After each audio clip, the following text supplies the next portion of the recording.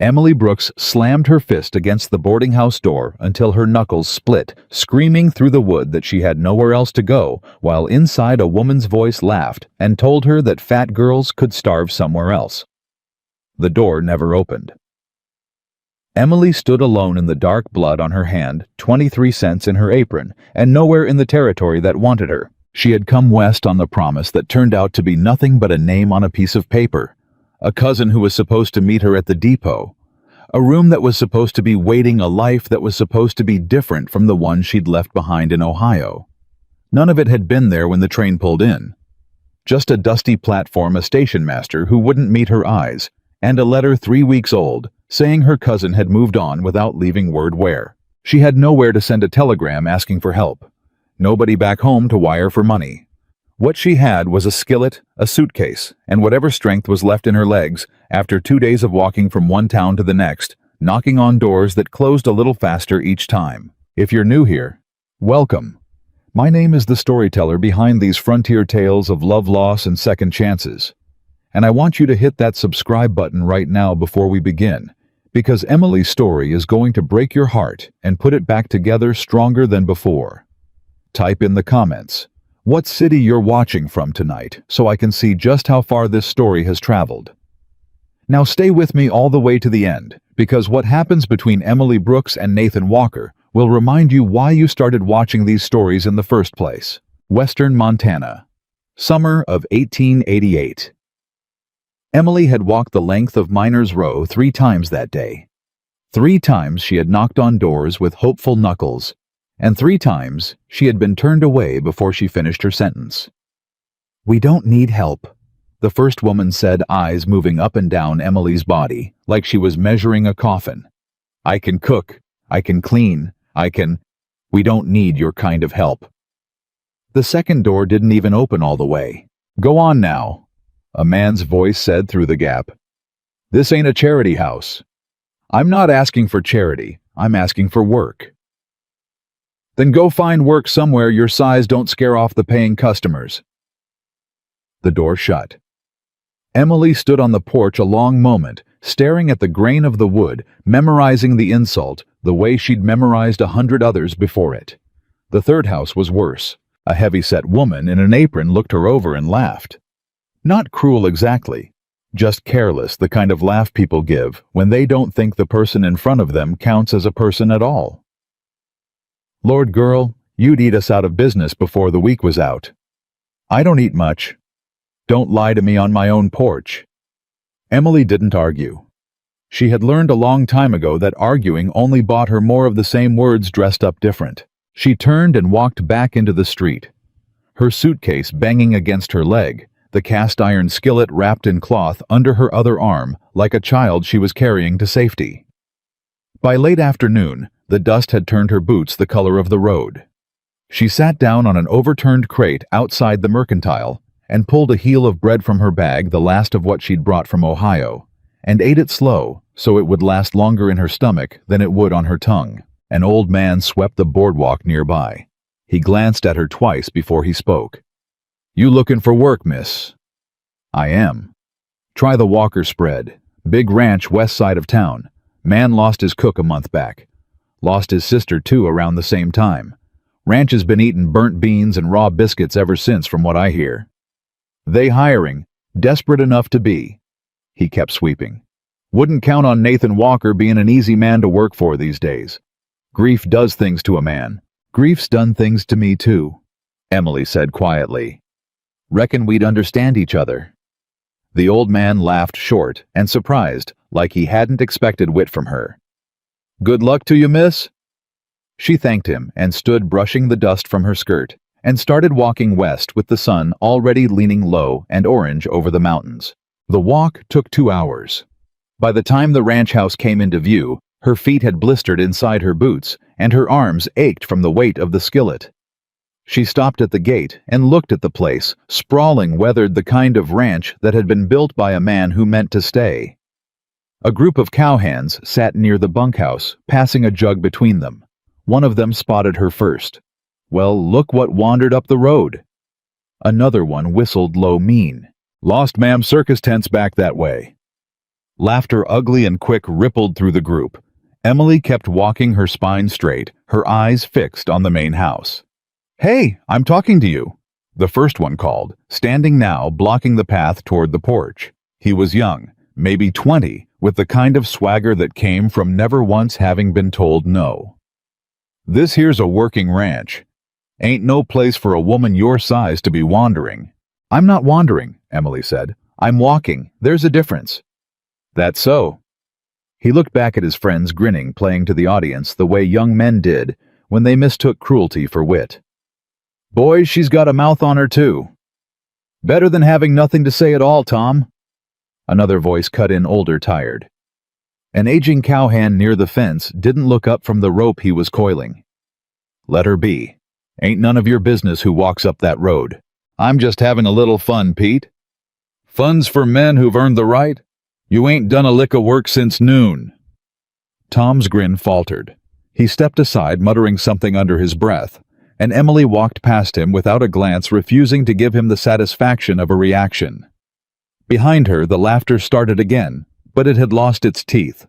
A tall man stepped out from the barn, wiping his hands on a rag. He was maybe 36, dark-haired, with the kind of tired eyes that belonged to a man who hadn't slept right in weeks. He looked at the laughing cowhands, then at Emily, and something in his jaw tightened. "That's enough," he said. Just 2 words, but the laughing stopped. He walked toward her. Up close, Emily could see the exhaustion carved into his face, the grief sitting behind his eyes like a stone that hadn't moved in a month. "You lost Miss—" "No, sir." She set her suitcase down and stood a little straighter. "I'm looking for work. I hear you lost your cook." His eyes flicked over her, quick, unreadable. She braced herself for the words she'd heard 3 times already that day. "You know how to cook." "I can cook. Beans and biscuits, or actual food." "Actual food, Mr. Walker. Nathan Walker." "Emily Brooks." He studied her another moment. Behind him, one of the cowhands muttered something to another, and both of them snickered. Nathan didn't turn around, but his voice cut sharp over his shoulder. "Duke, you got something to say? Say it to my face." The snickering stopped. Nathan turned back to Emily. "Kitchen's a mess. Cook quit 3 weeks back, said the work wasn't worth the pay. Since then it's been whoever draws the short straw at supper." "Let me cook tonight," Emily said. "No pay if you don't like it. Just a chance." He hesitated. She watched him weigh it, the desperation of a man with 20 hungry ranch hands against whatever doubt her size put in his mind. "1 meal," he said finally. "Kitchen's through there." "Thank you. Don't thank me yet. Thank me if they eat it." Emily walked past him toward the house, aware of every eye on her, back the cowhand's laughter simmering just below the surface, waiting for a reason to boil over again. The kitchen was worse than she expected. Burnt pots stacked in the corner, flour dusted across every surface like snow that had given up trying to be useful, a stove that hadn't been properly cleaned in what looked like weeks. She set her suitcase down, unwrapped her skillet, and got to work. She found dried beef in the pantry, a sack of flour gone slightly stale, but usable potatoes with more eyes than flesh, and a jar of preserved peaches pushed to the back like someone had forgotten they existed. She worked fast, the way she always worked when she had something to prove, her hands moving, without her having to think about the motions. Knead, fold, turn, knead again. A young cowhand poked his head through the door, more curious than cruel. "Smells different in here already." "It's called cooking," Emily said, not looking up from the dough. He grinned and disappeared. Another face appeared not long after, an older woman, maybe 60, who introduced herself as Martha, the wife of the ranch foreman, come to see about the noise in a kitchen that had sat quiet and sour for weeks. "You're the one Nathan let try supper?" "Yes, ma'am." Martha watched her work a moment, sharp eyes taking in the practiced motion of Emily's hands, the way she moved between stove and counter without wasted steps. "You've done this before, not just at home. Somewhere real." "Boarding house kitchen back in Ohio, 2 years. Before that, my mother's kitchen before she passed." "What happened at the boarding house?" Emily's hands didn't stop moving, but something in her face tightened. Owner's son took a liking to me that I didn't return. Owner took his side. Martha didn't push further. She'd lived long enough to recognize a wound when she saw the shape of it, even wrapped up careful the way Emily wrapped hers. Well, Martha said instead, smells like you know your business. That's more than I can say for the last 3 who tried. 3. Cook before you quit in a temper. 1 before that got homesick and left inside a week. And there was a fella came through in the spring who couldn't tell salt from sugar, God rest whoever eats his cooking now. Martha almost smiled. You'll do fine if Nathan gives you the chance. He's giving me 1 meal. Then don't waste it. Emily didn't intend to. She worked through the afternoon like the kitchen itself was an argument she meant to win, kneading bread with more force than it strictly needed tasting, and adjusting the stew until the balance of salt and smoke sat exactly right, pulling biscuits from the oven in batches timed so precisely that not one came out burnt or underdone. By the time the sun dropped behind the ridge, her arms burned and sweat stuck her hair to her forehead. But she didn't stop not once, not until every pot on the stove held something worth serving. The cowhands filed in for supper, skeptical, some outright hostile. Duke, the loudest of them, sat down and eyed the bowl in front of him like it might bite him back. This better not taste like her size, he muttered to the man beside him. Emily heard it. She said nothing. She set down the next plate and moved on. The first bite of stew silenced him. She watched from the kitchen doorway, arms crossed as one by one the ranch hands stopped talking and just ate. Duke went back for seconds without a word. The young cowhand who'd poked his head in earlier looked up at her like she'd performed a miracle. Pete, the older hand who'd sent Tom packing back at the gate, took his time with the first spoonful, chewing, slow, thoughtful the way a man does when a taste pulls up something from years back. Tastes like my mother's kitchen, he said mostly to himself. Ain't had stew like this since I left Missouri. That a compliment or a complaint? Emily asked from the doorway. Compliment, ma'am. High one. He didn't look up from his bowl again the rest of supper. Tom, still smarting from being shown up at the gate, ate in silence, but Emily noticed he cleaned his bowl faster than anyone else at the table, and when Duke offered to pass the biscuit plate a second time, Tom's hand shot out before anyone else's. Don't mean nothing by it, Tom muttered when he caught Emily watching him reach for a third biscuit. Man's gotta eat. Never said otherwise. Nathan sat at the head of the table, quiet, watching his men eat, like they hadn't eaten in a month. He picked up a piece of bread last, turned it over once in his hand, and took a bite. He chewed slowly, his eyes closed for half a second. You cook well, he said. The table went quiet at the sound of his voice.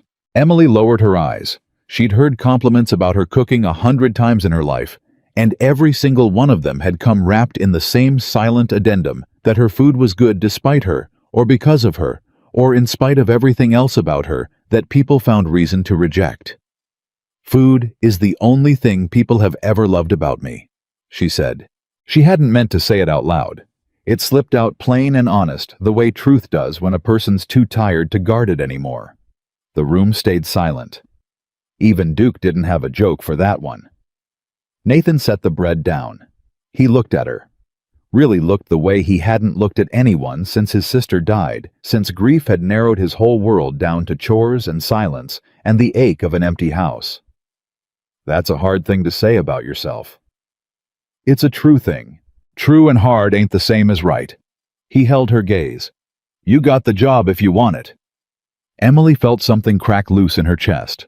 Something she'd kept locked down through 3 slammed doors and 2 hours of walking, and a lifetime of rooms that didn't want her in them. I want it, she said. Good. Nathan stood, pushed his chair back. Bunkhouse has a room off the kitchen. It's small, but it's dry. I've slept in worse. I don't doubt it. He walked out onto the porch. Emily stood in the kitchen doorway a moment longer, listening to the low murmur of cowhands finishing their meal, the scrape of spoons against bowls, a sound she hadn't heard directed at her own cooking with anything but grudging tolerance in longer than she could remember. Duke wiped his bowl clean with the last of his biscuit and looked up at her sheepish now in a way that hadn't been there an hour before. Ma'am, he said, you got any more of that stew? There's plenty. Then I reckon I owe you an apology for what I said at the gate. Emily studied him a moment. She'd learned not to trust apologies that came easy, the ones people offered once their bellies were full and their consciences had room to breathe. Apology accepted, she said. Long as it don't happen again. No, ma'am. Won't happen again. She ladled more stew into his bowl and moved down the table refilling plates. The ache in her feet forgotten under the strange new weight of being useful somewhere, she hadn't been laughed out the door. Outside, Nathan stood at the porch rail, looking out at the darkening yard, the mountains black against a sky just beginning to fill with stars. He thought about the way she'd said it. Food is the only thing people have ever loved about me. And the flat, practiced honesty in her voice, like she'd said the words to herself so many times, they'd worn smooth like riverstone. He thought about his sister gone a month now, and the cook before her, and the long string of empty suppers he'd eaten alone in his office, rather than sit at a table that reminded him of everyone who wasn't there anymore. He hadn't expected to feel anything tonight. Grief had a way of flattening a man's expectations until surprise itself became a stranger. But something in the kitchen had shifted the air of the house just slightly. Just enough that he noticed it, the way a man notices a window cracked open in a room he thought was sealed shut. Inside, Emily scrubbed the last pot, her reflection dim and warped in the water. She thought about the 3 doors that had turned her away that morning, about the woman who'd laughed at her on the porch, about the years before. That towns and boarding houses and kitchens, where she'd been hired for her hands and dismissed for her body, told again and again in 100 different ways that she took up too much space in a world that wanted her small. She thought about Nathan Walker's face when he'd said you cook well, and the way he hadn't flinched, hadn't softened it with some qualifier about her size, hadn't made it about anything except the bread itself. It wasn't much. She knew better than to build a life on 3 words from a tired, grieving stranger. But it was more than she'd been given in a long, long time, and for tonight, standing in a borrowed kitchen, with her hands raw from work and her stomach finally full, Emily Brooks let herself hold on to it. The bunkhouse room was small, exactly as Nathan had said, a narrow bed, a washstand, a single window looking out over the corral. Emily set her suitcase at the foot of the bed and unwrapped her skillet one last time, setting it on the small shelf by the stove, like she was placing something sacred. She sat on the edge of the bed and pulled off her boots, wincing at the blisters, and for a long moment she just sat there in the quiet, listening to the ranch settle around her horses, shifting in the corral, the far-off call of a night bird, the low murmur of men still talking outside the bunkhouse. She had learned over the years not to trust quiet like this. Quiet had a way of turning the way a calm sky could turn to storm before a person had time to run for cover. But she was tired, bone-tired, the kind of tired that came from more than just walking 2 hours in the summer heat. She lay back on the thin mattress and closed her eyes, and for the first time in longer than she could remember, she fell asleep without bracing herself for the sound of a door slamming shut. She woke before dawn, out of old habit, dressed quick and had the stove going before the first cowhand stumbled out of the bunkhouse, rubbing sleep from his eyes. By the time the sun cleared the ridge, she had biscuits in the oven and coffee boiling and eggs cracking into a pan with the kind of rhythm that came from doing something 1,000 times before. Nathan found her there when he came in for coffee, sleeves rolled, hair still damp from washing up. "You're up early. Kitchen doesn't cook itself." He almost smiled. Almost. It had been so long since the muscles remembered how that it came out crooked unfinished, but it was there. "Duke's been talking about that stew all morning. Told the men in the east pasture they don't know what they're missing. Good stew doesn't need advertising." "No," Nathan agreed. "But it's nice to hear men talk about something besides work and weather for a change." Emily poured him a cup of coffee and set it down without meeting his eyes. She wasn't used to men lingering in her kitchen, wasn't used to conversation that didn't circle back sooner or later to some comment about her size dressed up as concern or humor or plain cruelty. "You didn't have to defend me yesterday," she said. "At the gate." "Yeah, I did." "Most men wouldn't have bothered. Most men are wrong about a lot of things." He picked up the coffee blue across the top of it. "This is my ranch. Men work here, they work for me, they follow rules I set. Rule one's always been treat people decent. Some of them forgot that for a while. Lost my sister, lost my cook, morale went with it. Wasn't an excuse, just an explanation. I'm sorry about your sister. Something flickered across his face, quick and raw there and gone. Thank you. He didn't offer more, and she didn't ask for it. She'd learned that grief, like hunger, was something a person shared only when they were ready, not when someone else went looking for it. The morning moved fast after that breakfast for 20 hungry men dishes, planning for the noon meal and inventory of the pantry that left her making a list of supplies to send into town. By midday, the kitchen had a rhythm to it that felt for the first time in a long time like something that belonged to her. Duke came through around noon, hat in his hands, looking sheepish in a way she was starting to recognize as genuine. Ma'am, some of the boys and me, we wanted to say we're sorry. For yesterday. Wasn't right what we said. Emily kept stirring the pot in front of her, giving herself a moment before she answered. Apologies accepted, Duke. Same as last night. We mean it this time, same as we meant it then. Just wanted to say it proper in daylight sober. Then I believe you. He nodded relieved and turned to go, then paused at the door. Can I ask you something, ma'am? Might be out of line. Ask it. I'll tell you if it's out of line. Yesterday at the gate when we said what we said, you didn't even flinch. Not once. How's a person get like that? Not caring what folks think. Emily considered the question a long moment, the spoon slowing in her hand. I never said I don't care, Duke. Caring and letting it stop you are two different things. I stopped flinching a long time ago because flinching never once made anybody kinder. Just made them bolder. She resumed, stirring. Best thing I ever learned was how to keep walking toward wherever I was headed, whether folks were cheering me on or laughing behind my back. Road looks the same either way. Duke turned that over, nodding slow, like the words had landed somewhere he hadn't expected. You make biscuits like that every morning. Every morning I'm here. Then I reckon I'll be up early from now on. He left grinning, and Emily found herself smiling too, a small surprise thing like a muscle she hadn't used in a while. Nathan sent her into town that afternoon for supplies, a list of goods and a mule cart, and Emily told herself the ride would be simple flour sugar coffee, salt pork, nothing more. She should have known better. A ranch cook's face didn't stay a stranger's face for long. In a town that small, and word of who she was and where she'd been hired had already beaten her to the mercantile. The shopkeeper, a narrow man named Pruitt, looked up when the bell over the door rang, and his mouth thinned the moment he recognized her. You're the one Walker took on? I am. I've got a list if you don't mind. Heard about you already. Whole town's heard.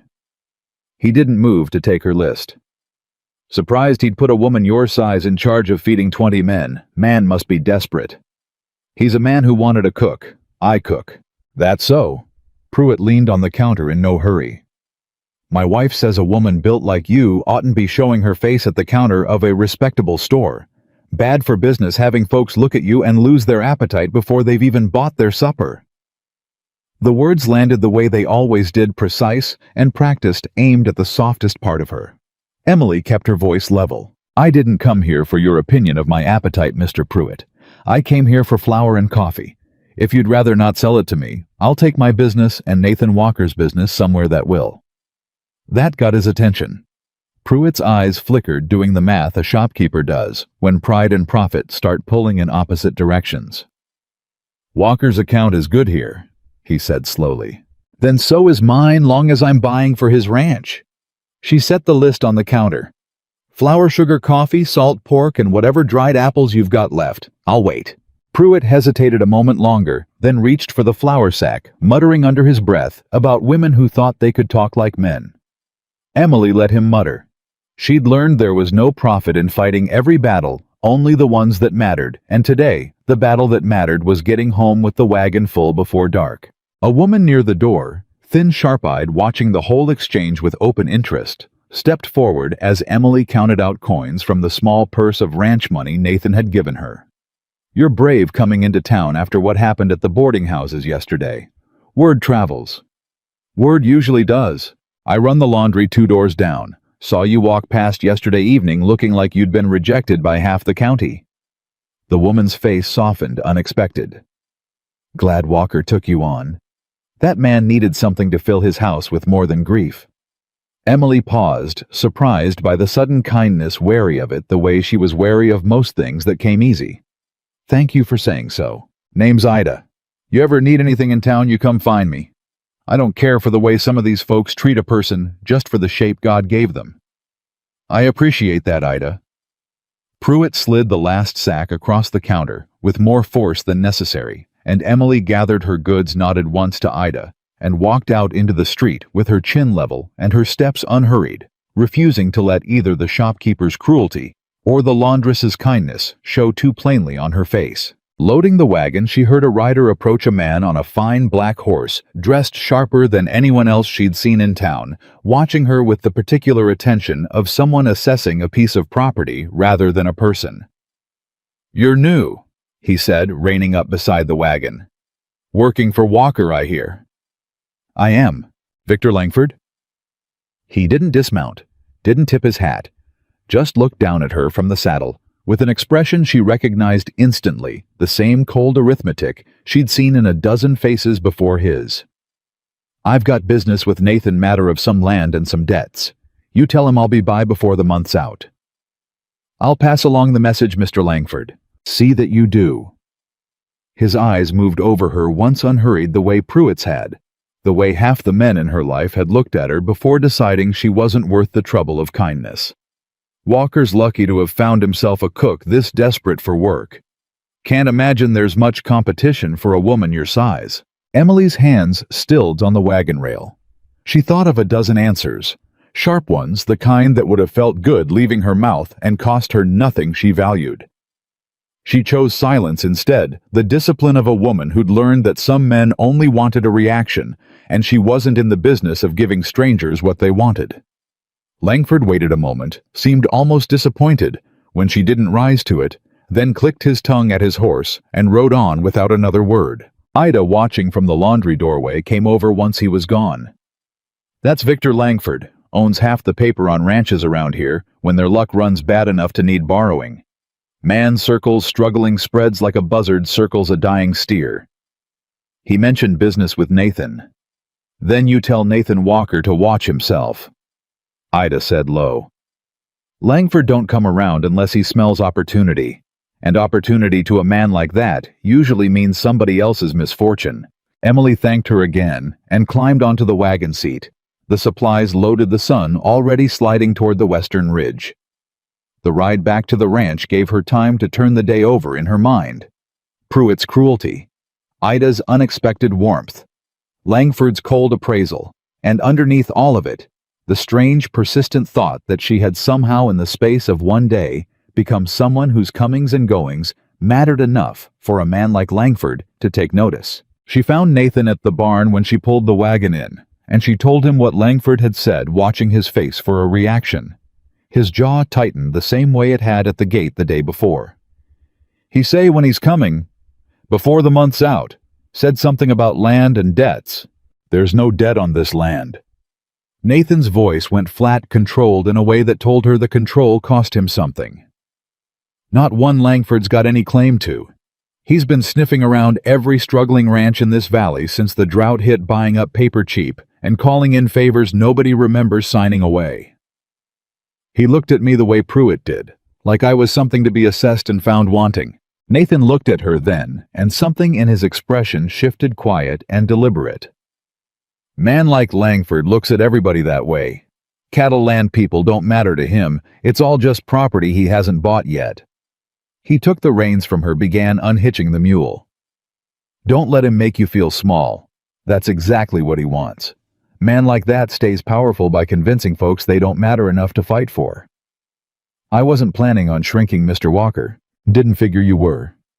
The corner of his mouth moved almost a smile. "Go on in.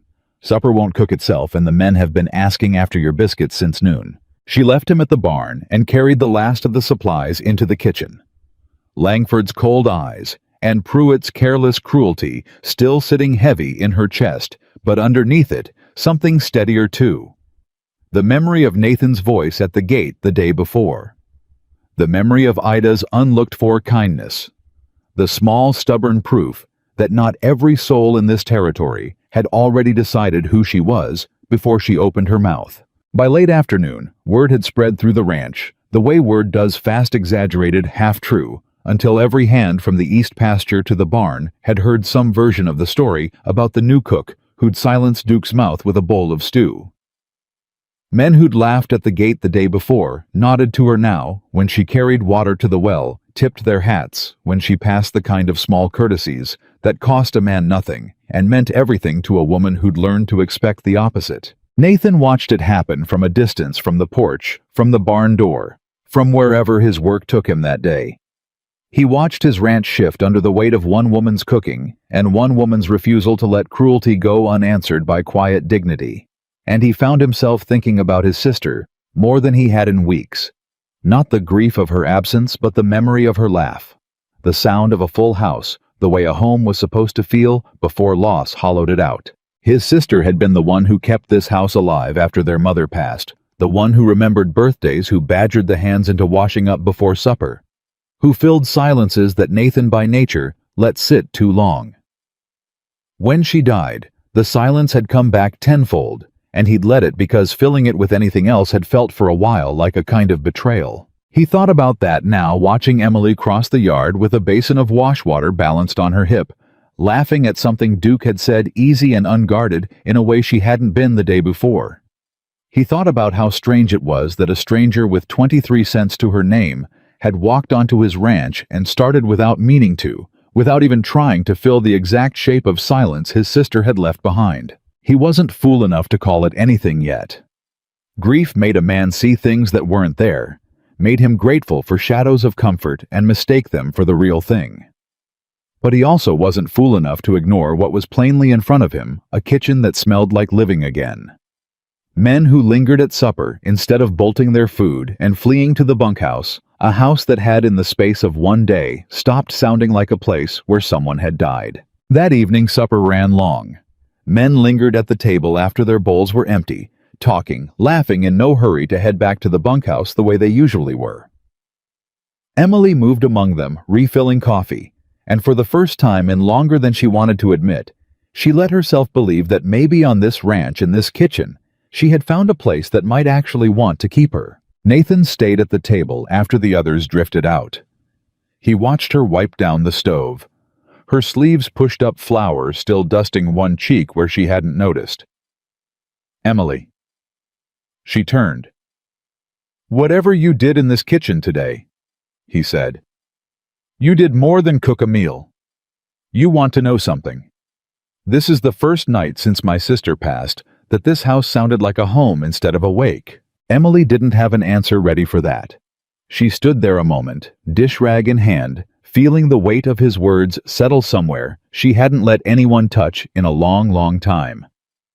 "I'm glad," she said, finally quiet. "Everybody deserves a home that sounds like that. Even you." The question caught her off guard. She looked at him, searching his face for the joke, the qualifier, the unspoken, but that usually followed a sentence like that when it was aimed at her. She didn't find one. "I don't know yet," she said honestly. "I've never had one long enough to find out." "Why's that?" She hesitated, weighing how much of the truth to give him, then decided a man who'd stood up for her at his own gate had earned a little of it. "Because the moment things start feeling good, I start looking for the door. Learned a long time ago that comfort's usually just the calm before somebody reminds you where you stand." She wrung the dish rag in her hands, not looking at him.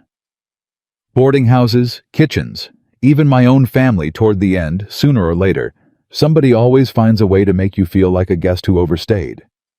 That's not going to happen here. You can't promise that, Mr. Walker. Nobody can." "No," he agreed. "But I can promise you this, as long as I'm running this ranch, nobody's going to make you feel like a guest in a house you're keeping alive.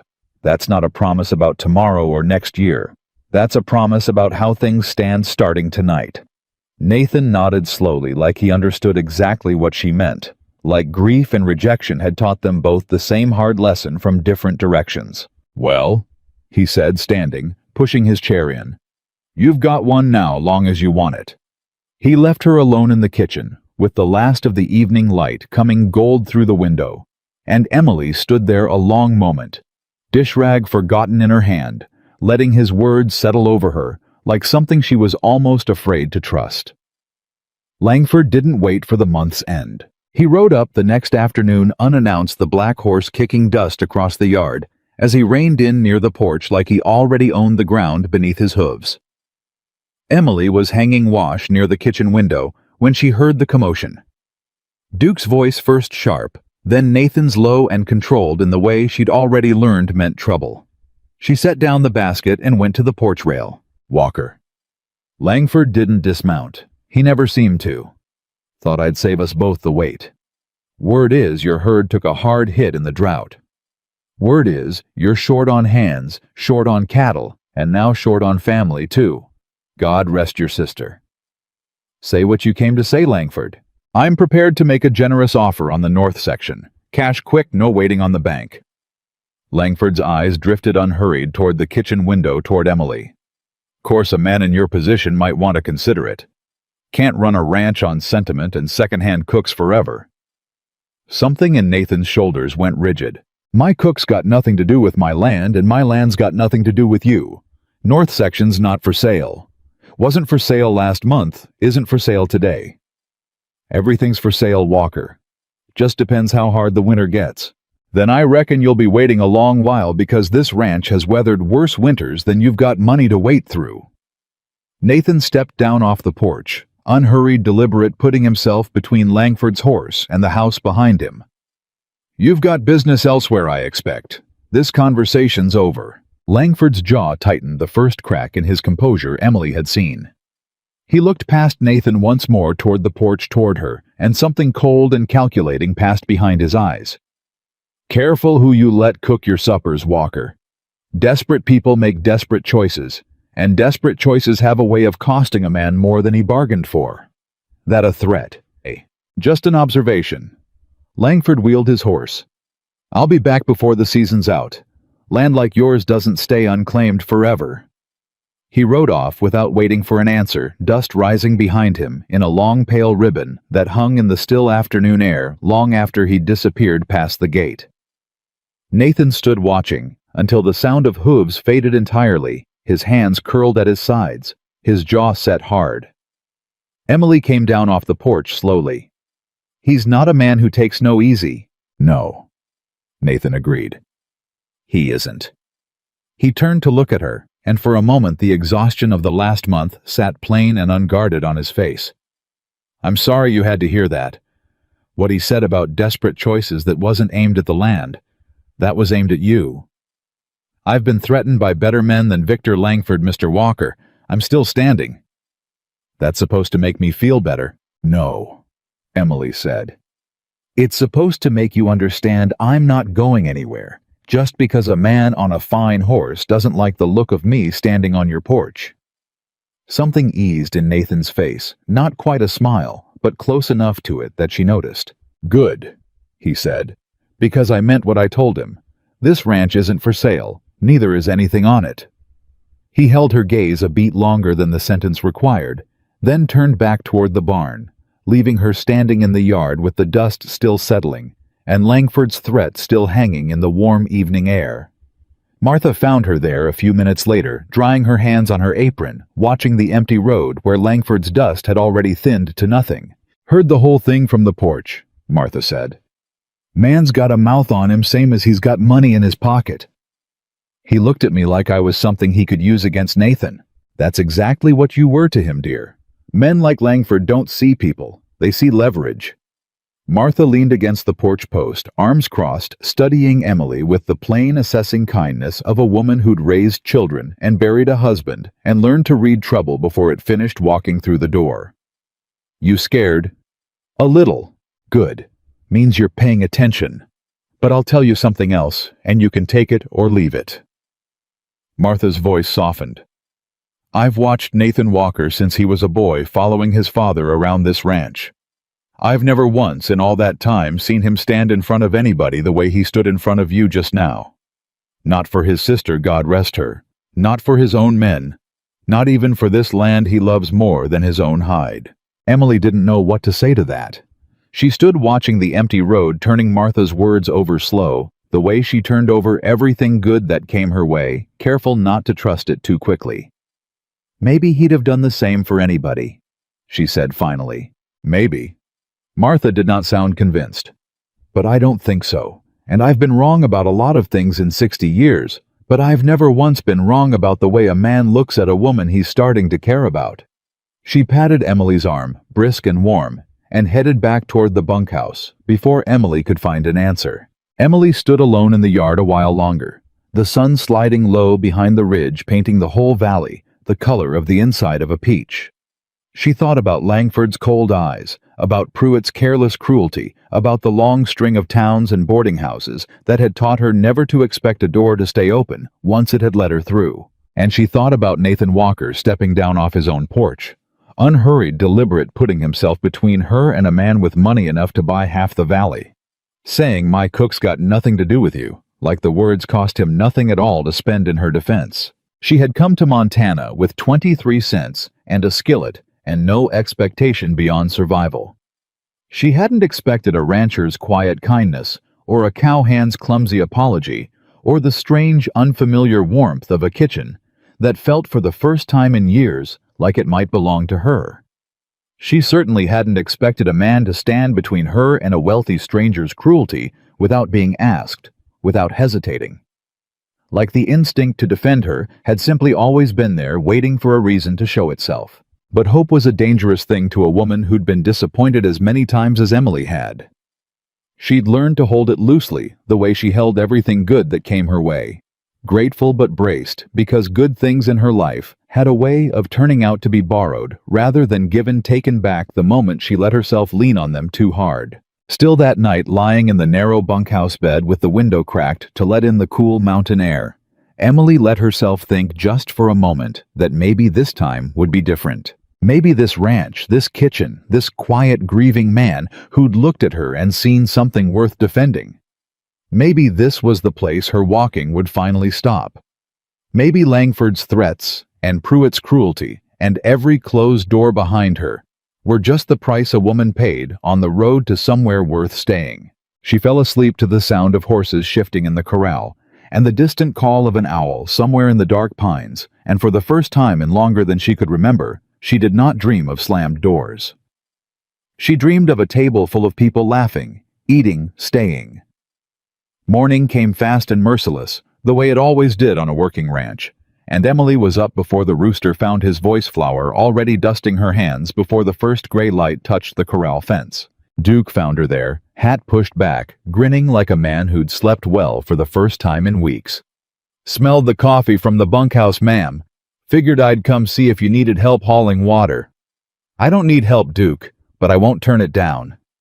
He hauled 2 buckets without being asked twice, whistling something tuneless under his breath, and Emily found herself smiling at the sound of it, a ranch that whistled instead of grumbled, a kitchen that filled instead of emptied. "Cattle count starts today," Duke said, setting the buckets by the stove. "Boss wants every head checked before we drive the herd to the north pasture. Gonna be a long one. Then you'll all need a big breakfast." "Ma'am, after yesterday, I'd walk to Wyoming and back for one of your breakfasts." She laughed short and surprised at herself, the sound unfamiliar in her own throat. By the time the men filed in, the table groaned under eggs and bacon and biscuits stacked high enough to make Tom whistle low under his breath. "You keep feeding us like this," Tom said. "Half the county's gonna show up looking for work just for the food."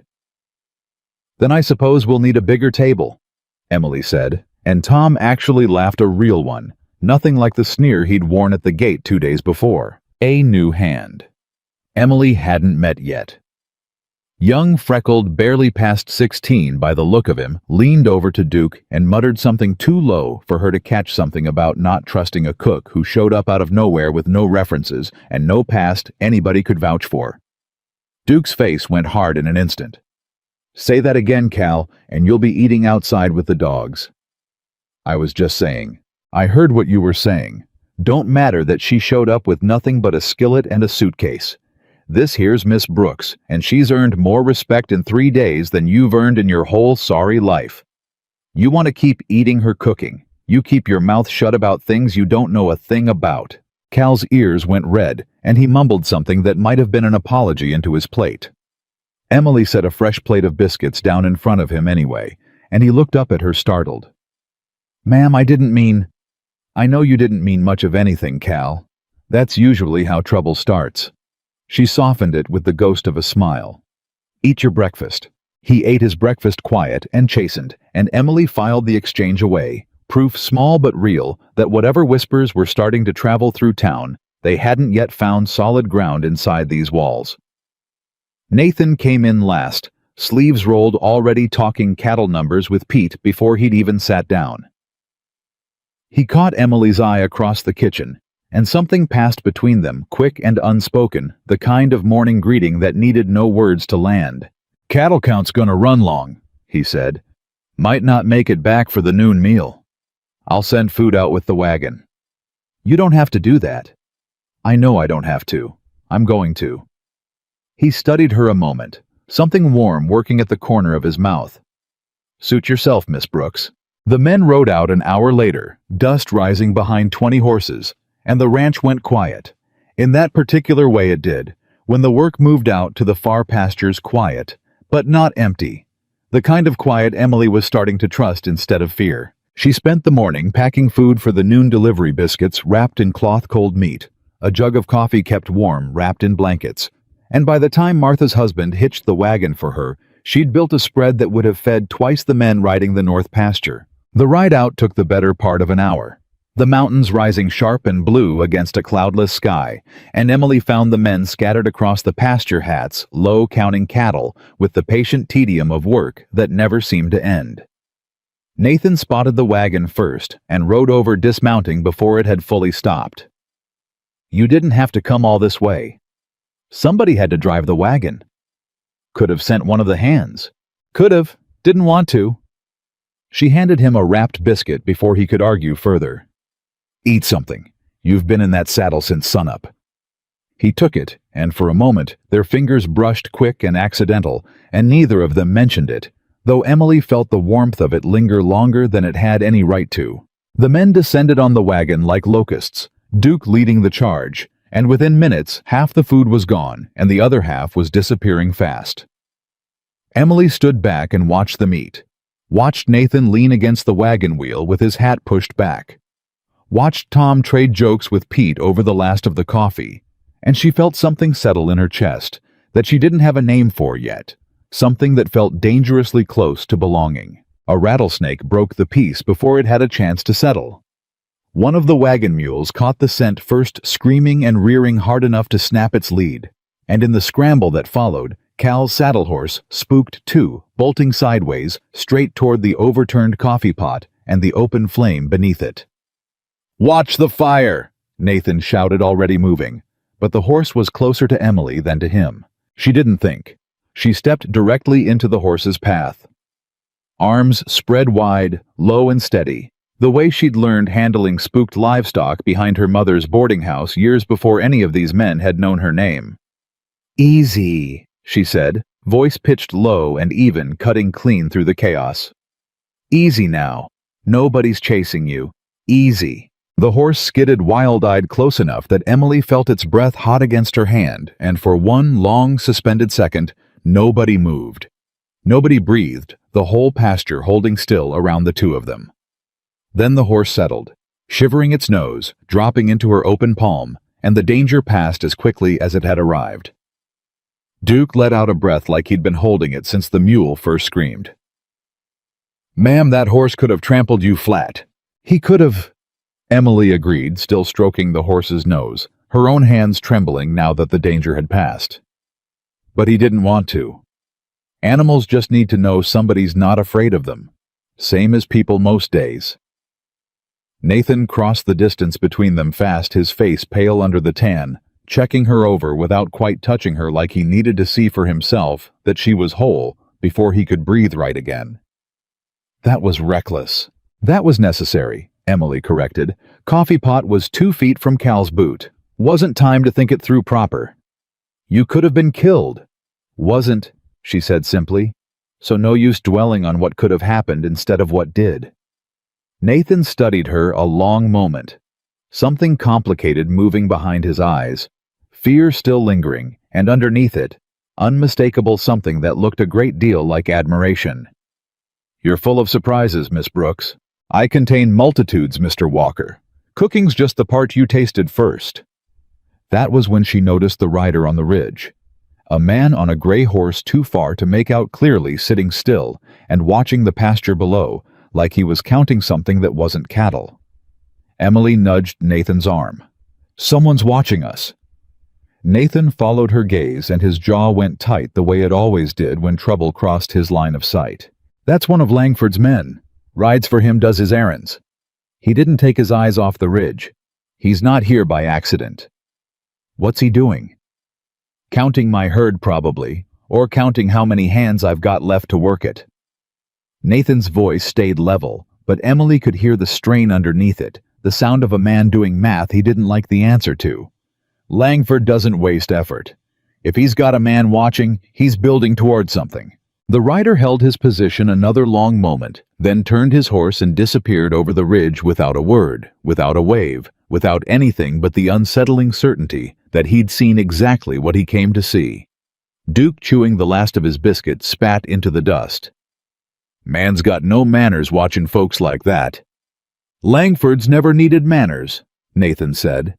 "Just patience and money. Man's got both in more supply than the rest of us combined."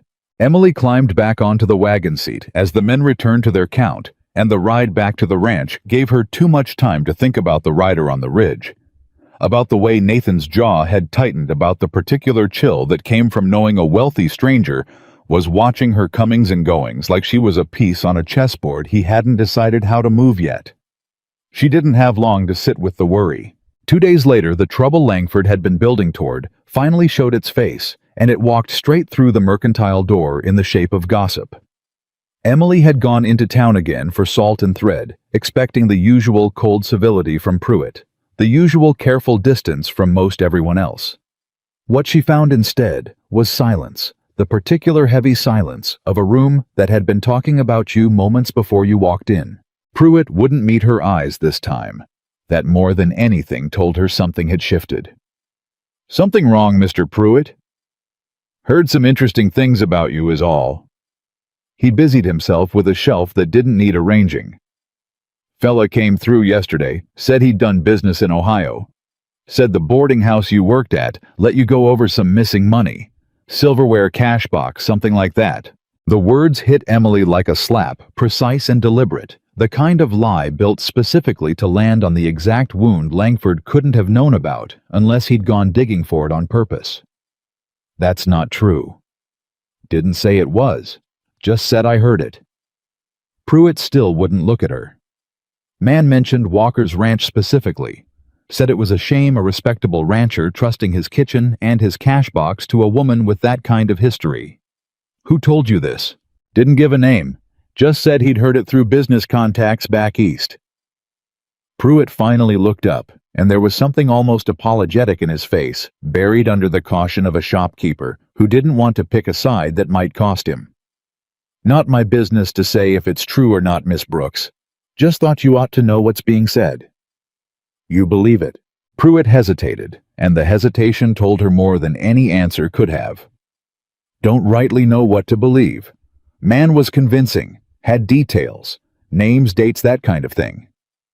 "Details can be invented same as anything else, Mr. Pruitt. Suppose that's true too."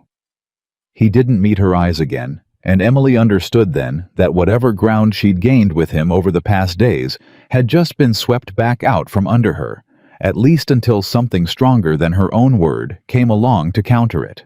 Emily left the mercantile with her thread and salt clutched tight in her fist, her heart hammering, the old familiar heat of shame rising in her chest before she could stop it. Not because the accusation was true, but because she knew exactly how fast a lie like that could spread through a small town. How little truth mattered once cruelty had a story it liked better. She found Ida on the way back to the wagon, and the laundress's face told her everything before a word was spoken. "You've heard it too." "Whole town's heard it by now, dear. Spreads faster than fire in dry grass." Ida's voice was gentle but urgent. I don't believe a word of it. Man who started that talk had eyes like a rattlesnake and a horse that cost more than my whole shop. Wasn't hard to guess who sent him. Langford. Didn't have to say his name. The smell of his money was all over it. Emily climbed onto the wagon seat with her hands shaking, not from fear exactly, but from the particular fury of watching a lie take root in soil that had only just started to feel safe. The ride back to the ranch felt longer than it had any right to be. She turned the accusation over and over in her mind, hating how easily it fit the shape of every insult she'd ever been handed, hating how a stranger's careless lie could sit so comfortably next to the truth of who people already assumed she was. Nathan was at the barn when she pulled in, and one look at her face told him something was wrong before she'd said a word. What happened? She told him. All of it. The rumor Pruitt's carefully neutral face. Ida's warning, the certainty in her chest that Langford's hand was behind every word of it. Nathan's expression didn't change the way she expected. No shock, no hesitation, no flicker of doubt that made her brace for the sentence that usually followed accusations like that, the sentence that started with, "Maybe you should," and ended with somewhere else. That's a lie, he said flatly. You don't know that for certain. I don't need to know it for certain. I know you. His voice held none of the careful diplomacy men usually reached for when a woman's character came under question. I've watched you work sunup to sundown for 3 days straight without complaint. I've watched you feed 20 men who didn't deserve your kindness and give it to them anyway. A woman who'd steal from the people feeding her doesn't work like that. Langford's not going to stop with one rumor. No. Nathan agreed. He won't. Man like that doesn't waste a shot unless he means to fire more. He was right, and the truth of it settled over the ranch like weather rolling in from the mountains, slow, inevitable, impossible to outrun. The next blow came 3 days later, and it came dressed as an invitation. A letter arrived by Ryder addressed to Nathan, requesting his presence at a meeting of the local Ranchers Association, a gathering the letter said to discuss concerns about labor practices and reputation among the valley's working ranches. Nathan read it twice at the supper table, his face darkening with each line. It's Langford, he said. Man's got half the association in his pocket. This isn't about labor practices. This is about you. Me. He's going to bring it up in front of every rancher in the valley. The rumor. Make it official. Put it in front of men whose opinion matters to my business. Nathan set the letter down hard enough to rattle the plates. He's trying to force my hand. Make it so costly to keep you on that I'll let you go just to save face with my neighbors. Emily felt the floor tilt under her, the old familiar sensation of watching a good thing prepare to collapse the way good things always had before. Maybe I should... Don't. Nathan's voice cut sharp immediate. Don't you dare finish that sentence. I wasn't going to say I'd leave. Good. Because you're not going anywhere, and neither am I going to let a man like Langford dictate who cooks in my kitchen. Duke, sitting nearby, cleared his throat. Boss, if you don't mind me saying, most of the boys we'd stand behind Miss Brooks if it came to it. Whole bunkhouse, matter of fact. Man deserves to know he's not just fighting you, he's fighting all of us. Tom nodded quiet and certain in a way that surprised Emily more than anything Duke had said. Boss, I know I wasn't kind to Miss Brooks that first day. Said things I ain't proud of. But I've watched her work this kitchen sun up to sundown without a single complaint, watched her feed every man on this ranch like we mattered to her before she even knew our names. Whatever lies chasing her from Ohio, I'd stake my wages. It ain't got a lick of truth in it. Same, said the young hand who'd once poked his head into the kitchen that first curious afternoon. Ma'am, you remembered I don't take onions in my stew second day you were here. Nobody's remembered a thing like that about me since my mother passed. Man who spreads lies about somebody like that don't know the first thing about who you really are. Emily felt her throat tighten, the unfamiliar sting of tears she hadn't expected and didn't quite know how to hold back. She'd spent years building walls precise enough to keep exactly this kind of kindness from reaching anything soft underneath, and here it was anyway, breaking through despite every wall she'd built. Thank you, she managed. All of you." Nathan looked around the table. Duke, Tom, Pete, the young hand, all of them nodding. All of them solid in a way that hadn't existed 3 days before Emily arrived. Something in Nathan's face eased just slightly, the tension of a man realizing he wasn't fighting alone. "Meetings in 5 days," he said. "Gives us time to figure out how to answer this properly." "How do you fight a rumor?" Emily asked. "There's no proof to disprove. It's just words. Words got you into this," Nathan said. "Truth's going to have to get you out of it." That night, Emily lay awake in the narrow bunkhouse bed, the old fear circling back the way it always did in the dark. The fear that no matter how good the days had gotten, no matter how full the table or how warm the welcome, someone would always come along with a lie sharp enough to unravel it. She thought about Ohio, about the real story behind Pruitt's twisted version of it.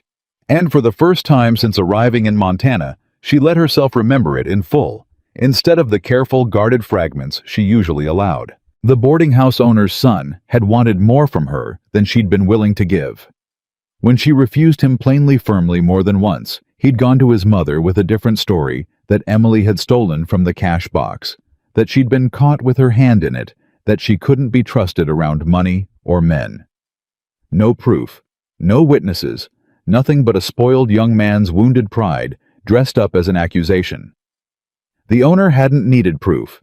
She'd needed an excuse, and Emily's size had already made her an easy target for one.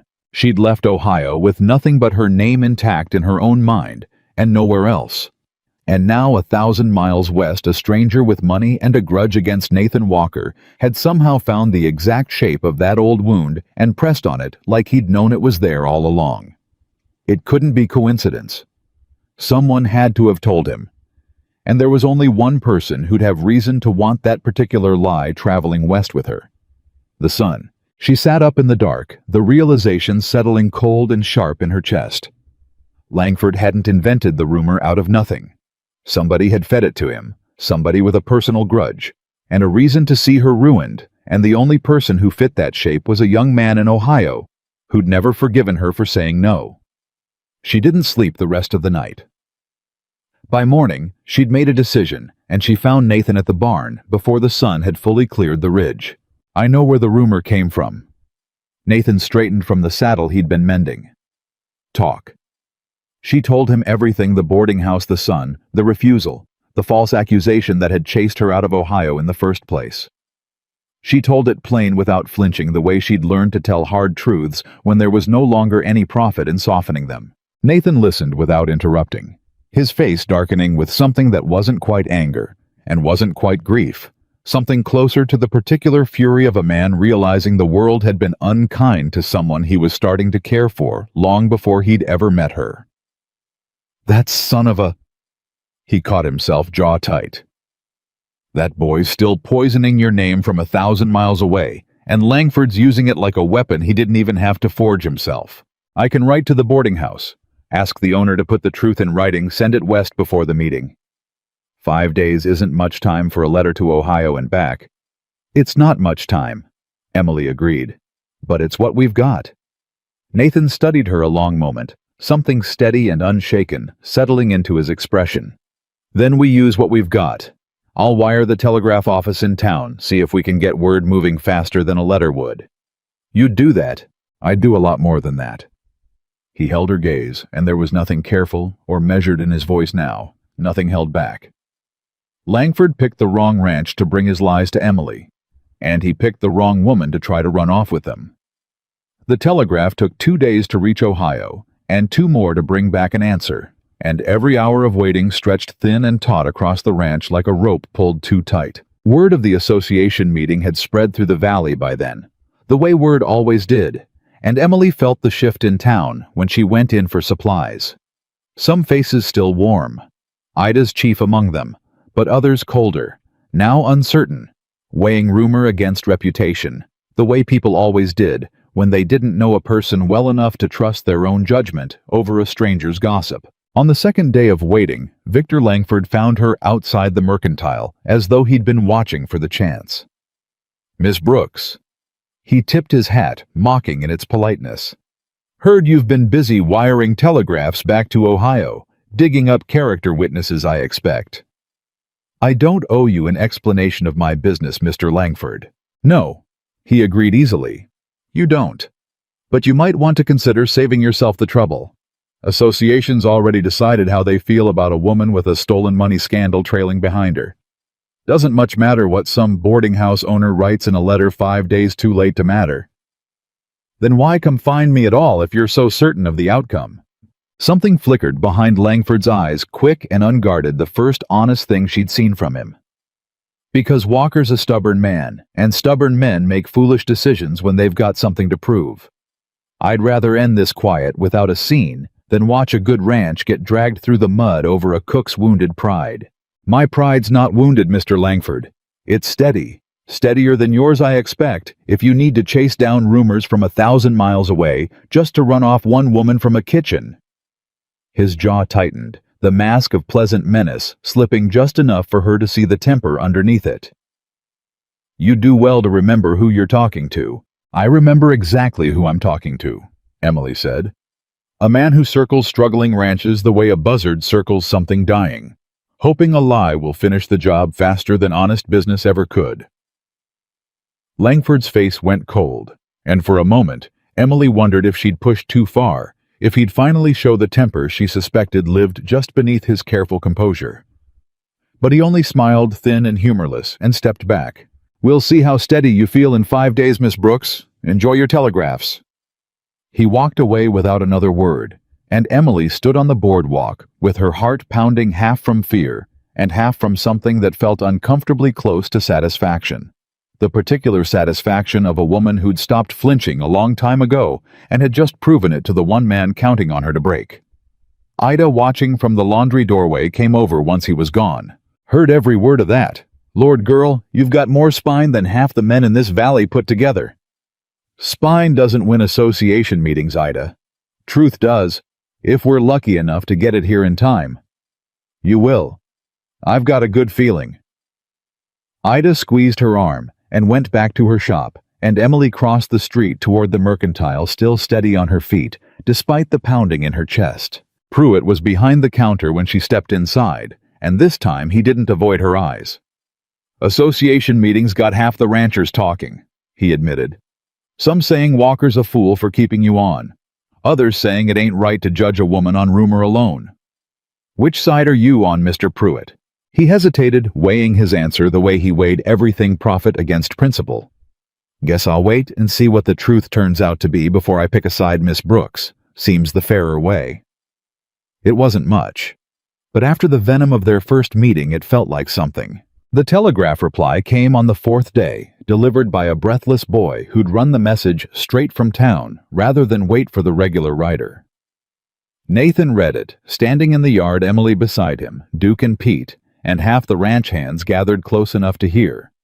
His face changed as he read, the tight, controlled anger of the last 4 days giving way to something sharper, more triumphant. The boarding house owner wired back herself, he said. Says the accusation against you was retracted years ago. Says her son admitted to lying about the money after another maid caught him trying the same trick on someone else. Says, he paused, reading it again to be sure. Says she's ashamed it took her this long to make it right, and she's sending a signed letter by post to confirm it formally.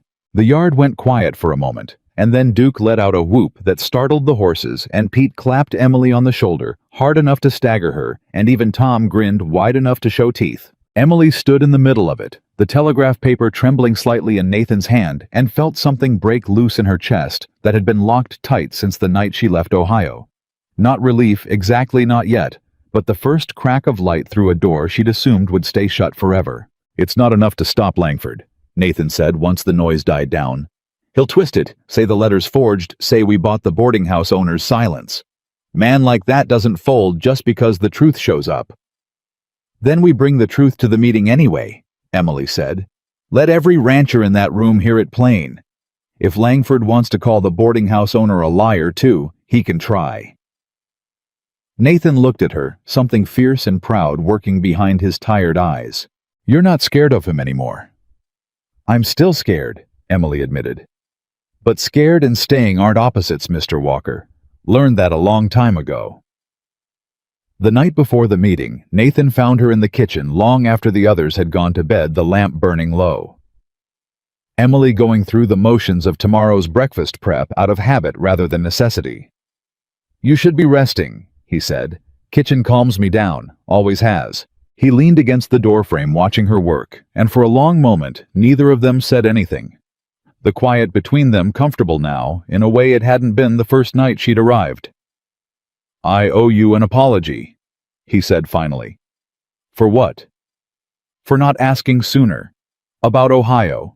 About why a woman with your skill was walking the road with 23 cents and no prospects. I should have asked before Langford forced the truth out of hiding. You didn't owe me questions, Nathan. Some things a person's got to offer up on their own time, or not at all." "Maybe, but I still should have asked." He crossed the kitchen, stopping close enough that she had to look up to meet his eyes. "I want you to know something, and I want you to hear it plain, not dressed up in careful words. Whatever happens tomorrow, whatever Langford tries to twist, it doesn't change what I know to be true about you. Not one bit of it."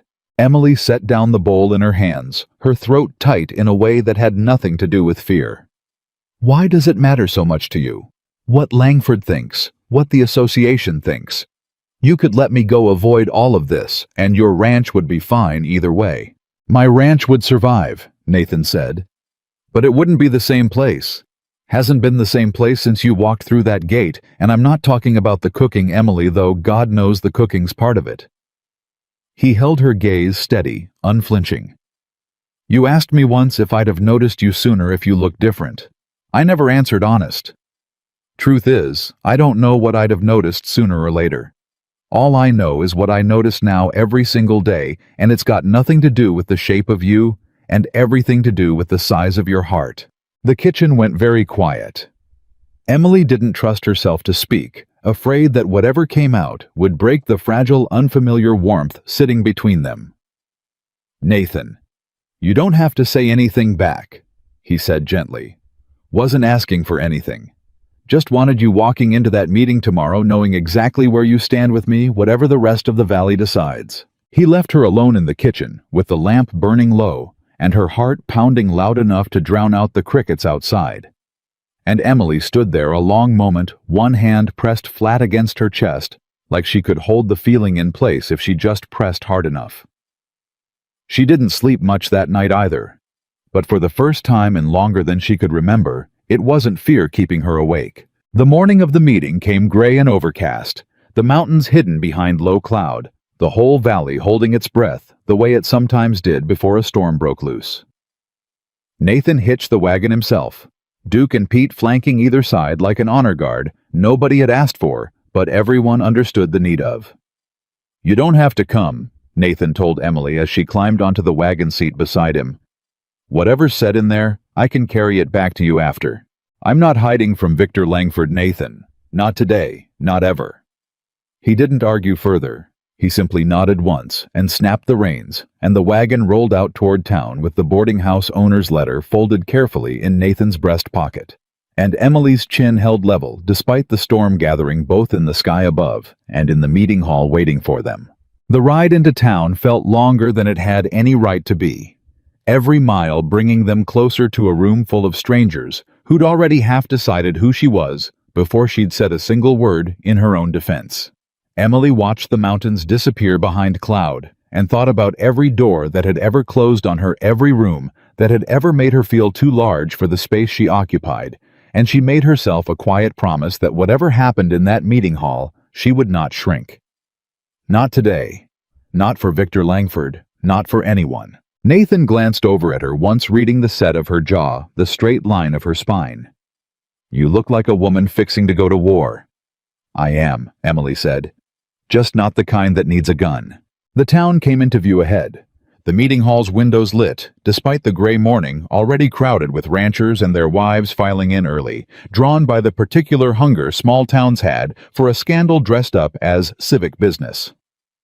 Emily felt every eye turn toward the wagon as it rolled down the main street, felt the weight of 100 half-formed judgments settling over her, like the cloud cover pressing low against the mountains. Victor Langford's black horse stood tied outside the hall, sleek and well-fed, and Emily's stomach turned at the sight of it, knowing exactly what waited for her inside those doors. Langford himself stood near the entrance, greeting arriving ranchers with the easy warmth of a man who'd already counted their votes before the meeting even began. He spotted Nathan's wagon and made no effort to hide his satisfaction, crossing the muddy street, unhurried, every step deliberate. "Walker? Miss Brooks." He tipped his hat, the gesture as cold as it was polite. "Brave of you both to show your faces this morning. Wasn't sure you would." "Wouldn't miss it," Nathan said. "Figured somebody ought to be here to answer your lies to their face instead of letting them travel unchallenged through every mercantile in the valley." "Lies is a strong word, Walker. I've only ever repeated what reached my ears." "You've only ever repeated what you paid to have said," Nathan shot back, low enough not to carry beyond the three of them. "I know exactly what a man like you costs Langford, and I know exactly what you're willing to spend to get a piece of land you've got no honest claim to." Something flashed behind Langford's eyes, quick and dangerous, the first crack in his composure that Emily had seen in daylight in front of witnesses. "Careful," Langford said, voice dropping. "Accusations cut both ways, and I've got considerably more friends in that hall than you do this morning." "Then it's a good thing," Emily said, stepping forward before Nathan could answer, "that friends aren't the same as truth, Mr. Langford. And truth's what I brought with me today." She held up the folded letter, the boarding house owner's confession sitting plain and undeniable in her hand, and for just a moment, just long enough for her to catch it. Something like uncertainty flickered across Langford's face. He recovered fast, the smile sliding back into place like a mask. "We'll see how much that paper's worth once the associations had their say." He tipped his hat once more, mocking in its courtesy, and turned back toward the hall. "Shall we?" Nathan reined the wagon to a stop and turned to Emily one last time before they climbed down. "Whatever happens in there," he said low enough that only she could hear it, "you're not walking in alone. Not today. Not ever again if I've got any say in it." Emily met his eyes, drew a breath that felt like the first real breath she'd taken in 5 days, and reached for his hand as he helped her down from the wagon. The meeting hall doors standing open ahead of them, like the mouth of something that hadn't yet decided whether to swallow her whole or spit her back out. Changed. The meeting hall smelled of pipe smoke and wet wool. 40 or more ranchers packed onto hard benches, wives fanning themselves near the back, every head turning as Nathan and Emily stepped through the door. Whispers followed them down the center aisle, low and unhidden. The kind of whispers people didn't bother lowering their voices for because they'd already decided the subject of them didn't deserve the courtesy. Emily kept her chin level and her steps even, refusing to let the sound of her own name muttered like an accusation slow her stride. A woman near the front leaned toward her husband. "That's her. The one from Ohio." "Looks harmless enough," the husband muttered back. "Looks can lie, same as anything else." Emily heard every word and let none of it show on her face. Sliding into the bench, Nathan gestured toward her hands, folded tight in her lap, to keep them from trembling. The association president, a heavy-set man named Osgood, with a voice built for calling cattle across open range, banged a gavel against the podium. "Meeting's called to order. We've got business concerning labor practices on the Walker spread. Mr. Langford, you brought the matter forward. Floor's yours." Langford rose slow, unhurried, savoring the room the way a man savors a meal he's certain he's already won. "Gentlemen, this valley's built on trust. Trust between neighbors, trust between a man and the hands he employs, trust that when a rancher vouches for someone, that vouching means something." He let the words hang. "Nathan Walker's taken on a cook with a documented history of theft from a boarding house back in Ohio. I've got no personal quarrel with the woman. My concern is what it means for the rest of us when reputation stops mattering in this valley." A murmur rolled through the benches. Emily felt every eye on her back like a physical weight, and she made herself sit straight, chin level, hands folded still in her lap, despite the hammering of her own pulse. Nathan stood before Osgood could call for response. That's a lie, and Langford knows it's a lie, because he's the one who paid to have it spread. His voice carried clean through the hall, steady, unshaken. The accusation against Miss Brooks was retracted years ago by the boarding house owner herself. I've got a telegraph confirming it signed and dated, and a formal letter following close behind by post." He held up the paper. Osgood gestured him forward, and Nathan crossed the hall and laid the telegraph on the podium. Langford didn't so much as glance at it. A telegraph's easy enough to forge, Walker. Or bribe. How much did you pay that boarding house owner to change her story? "Watch your mouth," Nathan said, low and dangerous. "I'll watch it exactly as close as the truth demands." Langford turned to the room. "Ask yourselves, gentlemen, why would a woman with clean hands and a clear conscience be walking the roads of Montana with 23 cents to her name? Innocent people don't run. They stay and fight." "I did stay and fight," Emily said, standing before she'd decided to, her voice cutting clean through the murmuring benches. "I fought a boarding house owner who believed her son's lie over 3 years of honest work. I fought 3 doors slammed in my face the day I arrived in this valley. I fought every single person who looked at the size of me and decided that told them everything they needed to know about my character." She turned, meeting Langford's eyes directly. "I'm not running from anything, Mr. Langford. I walked 2 hours in the summer heat to find work, and I've earned every meal I've put on that ranch's table since. You're the one running a lie you didn't even have the nerve to spread with your own name attached to it." The hall went dead silent. Osgood's gavel hovered forgotten in his hand. Langford's composure cracked just slightly, just enough for the room to see it. "A woman with nothing to hide wouldn't need to raise her voice, Miss Brooks. A woman who's spent her whole life being talked over learns to raise it eventually," Emily shot back. "Turns out silence never once protected me from a single lie. Might as well speak." A ripple of something moved through the crowd, not quite approval, not yet, but something loosening, some collective willingness to actually listen instead of simply watch. That was when a woman near the back stood, thin, gray-haired, dressed in morning black, despite the summer heat. "I've got something to say if the association will hear it." Osgood, visibly relieved for an excuse to regain control of the room, nodded. "Go ahead, Mrs. Coyle." The woman, Mrs. Coyle, made her way to the front, every step deliberate, and turned to face the room with the particular steadiness of someone who'd been waiting a long time for this exact moment. "3 years ago, Victor Langford came to my husband with a generous offer on our north pasture, same as he's offered half this valley at one point or another. My husband refused. 2 weeks later, a rumor started that my husband had been skimming from the co-op's shared grain stores. No proof. Just talk spreading through this exact hall, same as what's happening today." Her voice wavered, then steadied. "My husband couldn't get a loan renewed after that. Couldn't get credit at the mercantile. Died 3 months later of a heart that gave out under the strain. And I always wondered where that rumor really started." She turned to look directly at Langford. "I wonder a lot less now watching you do the exact same thing to Nathan Walker's cook that you did to my husband over a piece of land." The hall erupted into murmurs, sharper now, more urgent, and Langford's face had gone the color of ash. "That's a serious accusation, Mrs. Coyle, with no more proof behind it than the one you're defending against." "Maybe," Mrs. Coyle said, "but I've watched this valley long enough to know a pattern when I see one, and so I expect have most of the folks in this room." She turned to the assembled ranchers.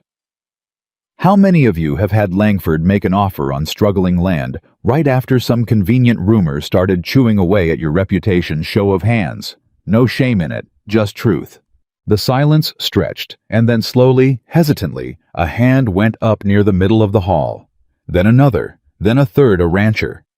Emily didn't recognize his jaw tight with old anger finally given permission to surface. Langford's carefully built world was cracking in real time, and everyone in the hall could see it happening.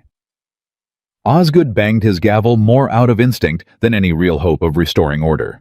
This meeting was called about labor practices, not old grievances against Mr. Langford's business dealings. "Seems to me," Nathan said, "the two are the same grievance, Osgood. Man builds his fortune on other people's ruin, whether it's cattle land or a cook's good name. Pattern's the pattern." Langford straightened, gathering the shredded remains of his composure, and Emily watched him make the calculation. Every cornered man eventually makes cut losses or double down. He doubled down. "Fine," Langford said, voice tight. "Believe whatever suits you. But I've got one more piece of information this room ought to hear before you make your minds up." He reached into his coat and produced a folded paper of his own. "This is a sworn statement from a gentleman in Ohio named Wallace Thorne, dated just last week. Says he witnessed Miss Brooks take money from a guest's room during her time at the boarding house. Says he kept quiet out of pity until conscience got the better of him." Emily's stomach dropped. Wallace Thorne, the boarding house owner's son. The same young man who'd started the lie in the first place, now apparently willing to put his name to a fresh one, either bribed by Langford or simply eager for one more chance to ruin her from 1,000 miles away. Nathan's jaw tightened, and he looked to Emily, silently asking if the name meant something. She gave the smallest nod, and understanding flashed across his face like a struck match. "That's the same man who started the original lie," Emily said, loud enough to carry. "The boarding house owner's own son, the one whose false accusation she already retracted in writing. You want this room to believe a fresh lie from the exact same liar just because he's willing to sign his name to it this time?" Langford's confidence flickered again, but he pressed forward. "A sworn statement is a sworn statement, Miss Brooks. A sworn lie is still a lie, Mr. Langford, no matter how many times you dress it up in fresh paper." Emily's voice didn't shake now. If anything, it steadied, hardening into something she hadn't fully owned until this exact moment, the plain, unbending confidence of a woman who had finally run out of patience for being disbelieved. Ask this Wallace Thorne why he waited 3 years to remember what he claims he witnessed. Ask him why his memory only sharpened up right around the same time Victor Langford started circling Nathan Walker's ranch. I think this room's smart enough to see exactly what that timing means. Mrs. Coyle spoke again from where she stood. "I'll say this plain since nobody else seems willing. I don't know Miss Brooks from Eve, but I know a liar's rhythm when I hear one, and Victor Langford's been playing the same tune for 3 years running. I move the association reject this complaint entirely and censure Mr. Langford for bringing manufactured grievances before this body." "Second," said the rancher who'd raised his hand earlier, standing now, his voice firm. An older man near the front, someone Emily hadn't noticed before, cleared his throat and spoke without waiting to be called on. "I'll add something to the record if the association permits. I sold Langford a section of my East Range 2 years back after a bad drought season, and a rumor about my foreman that never did have a source anybody could point to. Wish somebody had stood up in this hall the way that woman just did before I signed my land away for half what it was worth." He looked toward Emily, something like an apology in his weathered face. "Should have spoke sooner, ma'am. Man like Langford counts on folks staying quiet." The room had gone very still, the weight of a second confirmed pattern settling over the benches heavier than the first. Osgood, looking like a man relieved to have the decision taken partially out of his hands, called for a vote. The hands went up fast, decisively more of them than Emily had dared hope for, and even a few of the wavering faces from the mercantile crowd found their way to the right side of the count. "Motion carries," Osgood announced. "Complaints dismissed, and Mr. Langford—" He fixed Langford with a look that had clearly been building for longer than this single meeting. "I'd think carefully before you bring this association's time and attention into your business dealings again." The hall broke into noise, some applause, some relieved chatter. Duke's voice rising above it all with a whoop that startled half the room. Emily stood frozen a moment, the verdict settling slow through her chest, before Nathan's hand found her shoulder steady and warm. "It's over," he said. "Is it?" She looked toward Langford, who stood rigid near the podium, his face a mask of controlled fury, watching the room celebrate a defeat he clearly hadn't planned for. He caught her eye across the hall, and for a moment, neither of them looked away. "This isn't over," Langford said, quiet enough that only those closest could hear it, his voice stripped now of all its practiced charm. "You embarrassed me in front of every rancher in this valley. That's not something I forget, and it's not something I forgive." "I didn't embarrass you, Mr. Langford," Emily said. "You did that yourself the moment you decided a lie was easier than honest business." He said nothing further, only gathered his hat and coat and pushed through the crowd toward the door.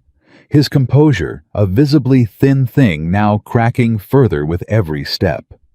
Outside, the gray clouds had finally broken into rain, and Emily stood on the meeting hall steps, watching Langford mount his horse and ride off without a backward glance, the black horse's hooves throwing up mud instead of dust.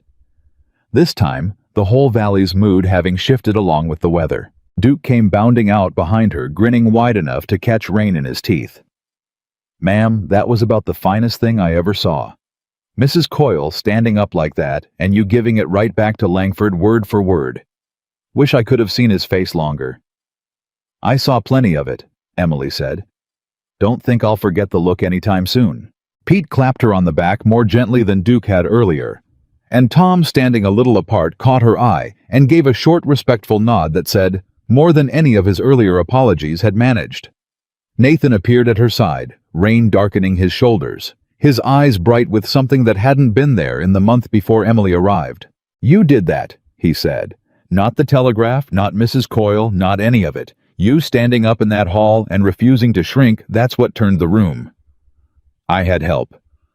Everybody needs help sometimes. Doesn't make the courage any less yours." They rode back to the ranch in the rain, the wagon wheels churning mud. Duke and Pete singing something tuneless and cheerful, despite the weather, and Emily sat beside Nathan with her shoulder nearly touching his, feeling lighter than she had in longer than she could remember. The relief didn't last as long as she wanted it to. They found the barn door standing open when they arrived, swinging loose on its hinge, and Nathan's face went hard the instant he saw it. "I latched that door myself this morning." He was down from the wagon before it had fully stopped moving fast toward the barn, with Duke and Pete close behind. And Emily's stomach tightened with a dread she recognized instantly, the particular dread of trouble arriving exactly when a person had let their guard down enough to believe the danger had passed. Inside, 3 of the best horses stood loose from their stalls, spooked and pacing, and along the far wall scorched into the wood in charcoal, unmistakable. Even in the dim evening light were 3 words: "You were warned." Nathan stood staring at the wall a long moment, his jaw working, his hands curling into fists at his sides. "Langford." "You can't prove that," Emily said, though her voice carried no real doubt. "Don't need proof. Man told me himself this wasn't over not an hour ago in front of half the valley." Nathan's voice was low, controlled, but Emily could hear the fury straining underneath it. The particular fury of a man watching someone threaten the one thing he'd built his whole life around. He can't touch Miss Brooks' reputation anymore. Association took that weapon away from him tonight, so he's moved to something uglier. Duke was already checking the horses, over running careful hands down each leg, each flank. "They're spooked bad, boss, but nothing's hurt. Whoever did this wanted to scare us, not hurt the stock." "This time," Nathan said grimly. Pete, crouched near the barn door, called out from the shadows. "Boss, over here. Found something." Nathan crossed to him fast, Emily right behind, despite the mud soaking into the hem of her skirt. Pete held up a torn scrap of gray fabric caught on the splintered edge of the door hinge. "Gray wool. Same color as that rider's horse we spotted on the ridge during the cattle count." Pete turned it over in his fingers. "And look here. Boot print in the mud, fresh, deep enough. It was made after the rain started. Whoever did this was still here when the storm broke." "Could be any man's boot," Duke said, though his voice carried little conviction. "Could be," Pete agreed. "But how many strangers you figure have business creeping around this barn tonight, scaring horses and burning threats into the wall that ain't connected to the man who just got humiliated in front of half the valley?" Nathan took the scrap of fabric, turning it over in the lantern light, his jaw tight enough that a muscle jumped along the line of it. "Langford's man. The one who watched us from the ridge." He looked up toward the dark tree line beyond the corral, as though he might catch a last glimpse of a fleeing rider, if he looked hard enough. "Bold enough to do it in daylight before. Bold enough now to do it under cover of storm, while we were 15 miles away, celebrating a victory that was supposed to end this. We ride after him," Duke said, already reaching for his hat. "Can't have got far in this mud?" "No." Nathan's voice cut sharp, immediate. "Storm's near dark as pitch out there, and I'm not sending men out chasing shadows on a night like this. We lose a man in that weather, Langford wins twice over." He handed the scrap of fabric to Pete.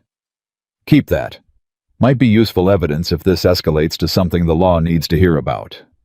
Sheriff's 2 days' ride from here, Tom said.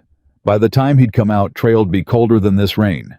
Then we handle tonight ourselves and worry about the sheriff if Langford gives us reason to. Nathan looked around at the gathered hands, Duke, Pete, Tom, all of them waiting, all of them ready. Starting tonight, so nobody's on watch at all hours. Barnhouse, the road in. I want eyes on this ranch every hour until Langford understands exactly how badly he miscalculated tonight. His gaze moved to Emily, softening just slightly, even as the rest of his expression stayed hard as flint. And nobody goes anywhere alone. Not into town, not out to the pastures. Not you, not anybody. You think he'd go further than scaring the horses?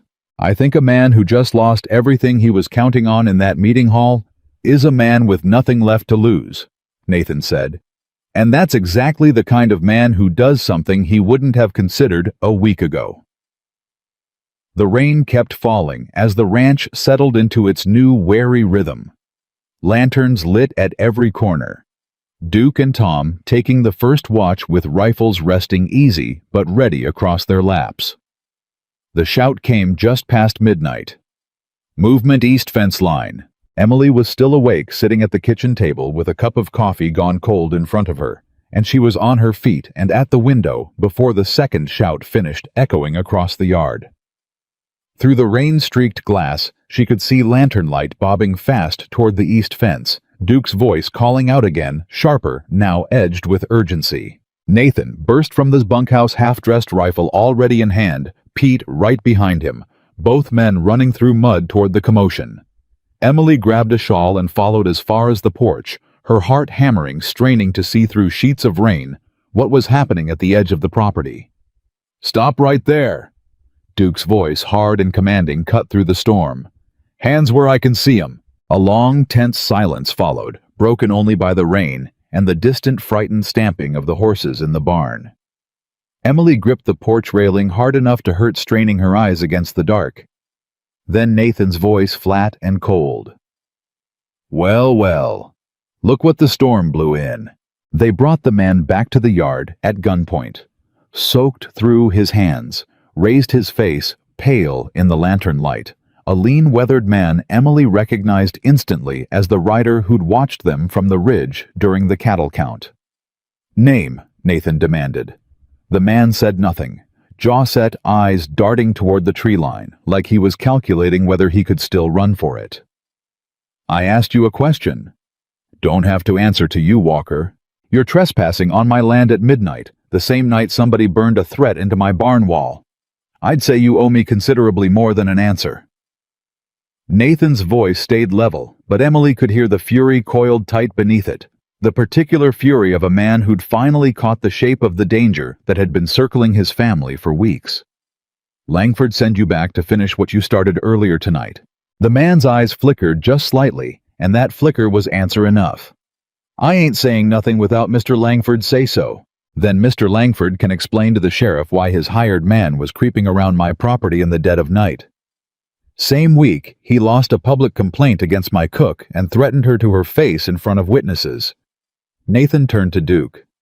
"Tie him up in the tack room till morning. We'll ride him into town ourselves. Let the sheriff sort out what Langford's willing to admit to keep this quiet." The man's composure finally cracked. Wait now. I didn't burn nothing. I was just supposed to report back what I saw. Swear it." "Watch for what?" "Whether you'd post a night guard, whether the woman was still here, or if she'd run off after the meeting." The man's words tumbled out fast now, fear overtaking whatever loyalty Langford's money had bought. Mr. Langford figured if she was still standing after tonight, he'd need to try something sharper. "Wasn't me that burned the wall, I swear it. That was done before I even rode out. I was just supposed to watch and report." "Who did burn it?" The man hesitated, and Duke's grip on his arm tightened. "Fella named Crane. Does the rougher jobs Mr. Langford don't want his name attached to."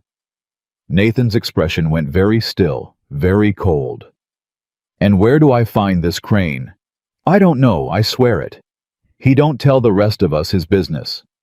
Nathan studied the man a long moment, weighing the truth of it, and something in his stance eased just slightly, though the hardness in his eyes didn't fade. "Tie him up anyway. We'll let the sheriff decide how much of that story holds water." He turned toward the porch, finding Emily still standing there in the rain, her shawl soaked through, and crossed the yard fast to reach her. "You should be inside." "I needed to see it was over." "It's not over. Not tonight. Maybe not for a while yet. But we've got a name now, and a man who's talking, and that's more ground than we had an hour ago." He guided her back toward the house, one arm settling protective around her shoulders, and Emily let herself lean into it, exhausted in a way that went bone deep. "Langford's running out of room to hide behind other men's hands. Sheriff gets involved, this stops being whispers in a mercantile and starts being something a judge cares about." Emily stood at the kitchen window a long while, watching the lantern light flicker against the wet dark. Feeling the strange unwelcome return of an old fear, she'd thought the meeting hall had finally laid to rest. Nathan found her there once the horses had been settled and the barn door repaired enough to hold through the night. "You should try to sleep." "Can't. Not with 3 words burned into your barn wall and Langford out there somewhere nursing a grudge he's already proven he's willing to act on." "I know." He stood beside her at the window, close enough that she could feel the warmth of him even through the chill the rain had brought with it. "I won't lie to you and say there's nothing to worry about. Man like Langford cornered and humiliated, that's dangerous. But I'll tell you what I told that hall full of ranchers tonight. And I meant every word of it. You're not facing this alone. Not tonight, not any night after." Emily turned to look at him, rain still beating in his hair, his eyes steady, despite the exhaustion carved into every line of his face. "Why do you keep saying that like it's simple? Like a man just decides to stand between danger and somebody else's trouble without a second thought?" "Because it is simple," Nathan said. "At least it became simple somewhere around the second night you cooked supper in my kitchen, and this house started sounding like a home again, instead of a place where people leave." He reached out slow, careful, and tucked a loose strand of hair back from her face, the gesture so gentle it made her breath catch. "I told you once it had nothing to do with the shape of you and everything to do with the size of your heart. I meant that then. I mean it twice as much standing here now, watching you refuse to be scared off by a burned wall and a coward's threat." The kitchen was quiet except for the rain against the window and the low murmur of Duke and Tom's voices somewhere out near the barn, and Emily felt the whole weight of the day the meeting hall. Mrs. Coyle's courage, Langford's threat, the charred wall, the fear that had followed her home, settle into something steadier, something that felt, despite everything, dangerously close to certainty. "Nathan," she said quietly, "I don't know how to trust something this good not to disappear." "Then don't trust it all at once," he said. "Just trust it tonight. Tomorrow we'll figure out together, same as we've figured out everything else since you walked through that gate." She studied his face in the lamplight, the tiredness etched deep around his eyes, the steadiness that hadn't wavered once through an entire evening that would have broken most men's composure. The meeting hall, the barn, the man tied up in the tack room, even now the threat still hanging over both their heads. "You could have let me go back at the start," she said. "First day Langford showed interest in running me off. Would have been easier. Kept the peace, kept your land safe from whatever he's still planning. Easier isn't the same as right, Emily. Learned that a long time before you ever walked up my road." He held her gaze steady, unflinching, the exhaustion in his eyes, doing nothing to dim the certainty behind them. "And it wouldn't have kept the peace. Man like Langford doesn't stop wanting my land just because I hand him a convenient excuse to leave in the meantime. He'd have found some other reason inside a season. At least this way I know exactly what kind of man I'm standing against, and I know exactly who I'm standing beside while I do it." Duke's voice carried faint from outside, low and businesslike, coordinating the watch rotation with Tom and Pete, the ordinary rhythm of ranch work continuing even under threat.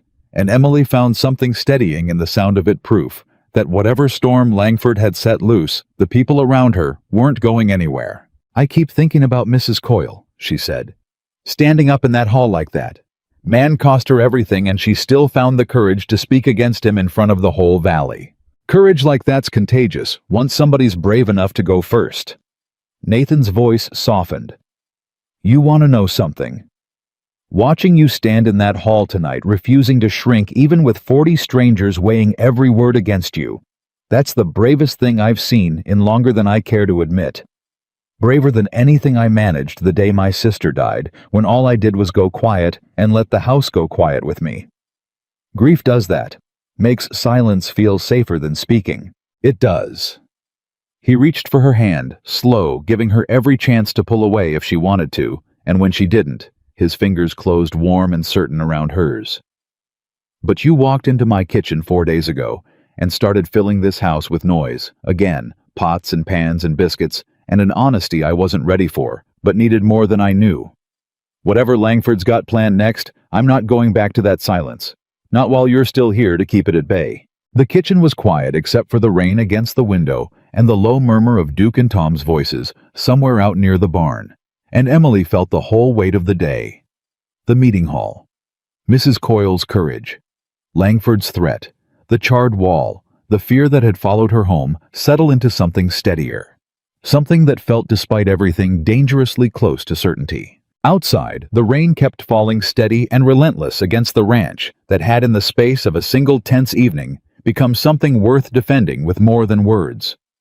Somewhere out in the dark, Victor Langford was still out there, wounded and dangerous, and far from finished, and both of them knew it. But for tonight, standing together in a kitchen, lit low against the storm, their hands still joined across the space between them, neither of them let that knowledge chase the warmth from the room.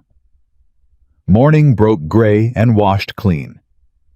The storm finally spent, and Emily woke to the sound of horses being saddled in the yard below her window. She found Nathan already dressed, checking the cinch on his own horse while Duke kept watch over the tied prisoner near the tack room, the man's face pale and sullen in the early light. "Riding him into town myself," Nathan said. "Sheriff needs to hear this from a man's own mouth, not secondhand through a letter. I'm coming." "Emily, you said it yourself last night. Nobody goes anywhere alone. That includes you." She was already reaching for her shawl.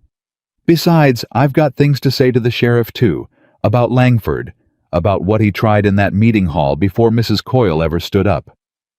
Nathan studied her a long moment, something between worry and admiration working across his tired face, and finally nodded. "You're a stubborn woman, Emily Brooks. Been called worse by better men than you, Mr. Walker." That startled a short laugh out of him, tired but genuine, the first real laugh she'd heard from him since the barn door had swung open on its broken hinge the night before. "Get the wagon hitched then. Duke Pete, you're riding escort. Tom stays here with the rest of the hands, keeps eyes on the ranch while we're gone." The ride into town took longer than usual, the roads still thick with mud from the night storm. The prisoner riding silent and hunched between Duke and Pete, offering nothing more than what he'd already confessed in the rain.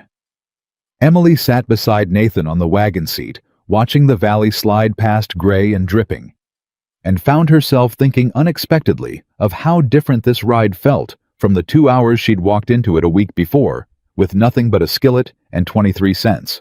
"You're quiet," Nathan said, glancing over. "Just thinking. A week ago, I walked this same stretch of road with everything I owned on my back, not knowing if a single soul in this valley would give me the time of day." She watched the mud-slicked fields pass the mountains, still wrapped in the last of the storm's gray. "Now I'm riding it in a wagon, going to testify against a man who tried to ruin me with a rancher beside me, who stood up in front of 40 strangers and called it a lie before he even knew the whole truth. Wasn't hard to call it a lie. Took one look at you serving 20 hungry men without a word of complaint to know exactly what kind of woman I'd hired. You didn't know me, though. Not really. Not that first night. Didn't need to know every detail of your life to know your character, Emily. Some things a person can see plain if they're willing to actually look, instead of just glancing and deciding they already understand everything worth understanding." He kept his eyes on the road, but his voice carried the same quiet certainty it had at the gate that first evening. "Took me longer to admit what I was seeing than it should have, but I never once doubted it." Duke, riding just ahead with the prisoner, called back over his shoulder. "You two planning on riding into town silent as church mice? Or is somebody going to talk loud enough for the rest of us to hear the good parts?" "Mind your own conversation, Duke," Nathan called back, though there was no real heat in it, and Emily found herself laughing, despite the gravity of where they were headed. The sound easing something tight in her chest that had been wound since the moment they'd found the barn door standing open. The sheriff's office sat at the edge of town, a squat brick building that had always seemed in Emily's brief acquaintance with it more decorative than functional.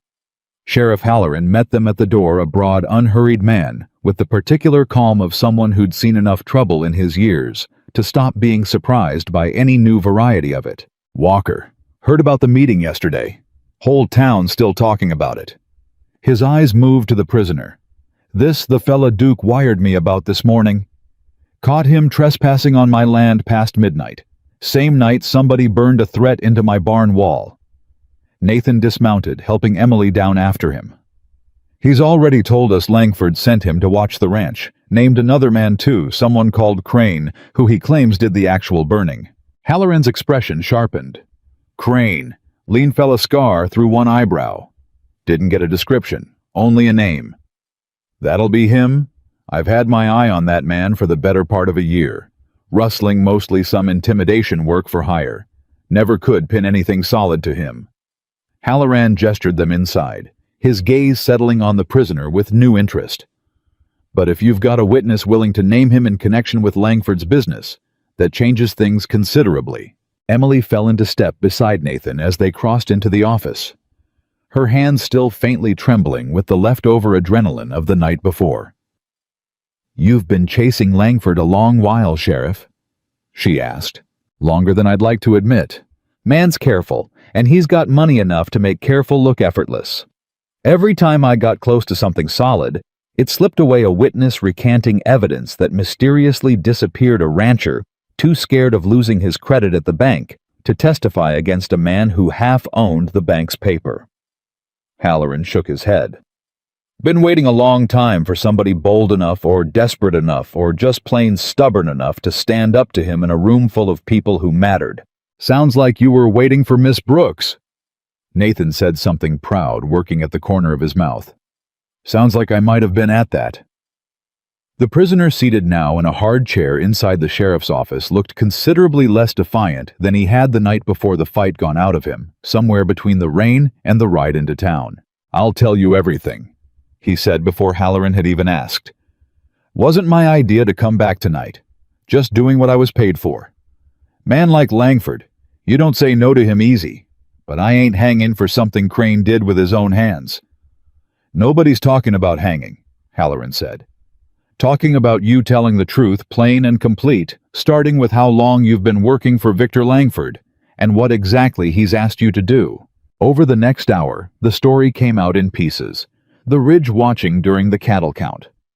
The rumor Langford had paid to have spread through the mercantile, the sworn statement from Wallace Thorne, that Langford himself had arranged and likely paid for letters exchanged between Langford and men willing to manufacture testimony for the right price. "How much did he pay Thorne?" Halloran asked, pen poised over his notebook. "Don't rightly know the figure. Heard it was considerable, though. Langford don't do anything cheap when he wants it done thorough." The prisoner shifted in his chair, some of his earlier defiance giving way to something closer to relief at finally unburdening himself. "There's letters if you're looking for proof. Langford keeps everything locked in his study. Correspondence with that Thorne fella, records of payments to Crane and the others. Man's careful, but he ain't careless enough to leave nothing on paper.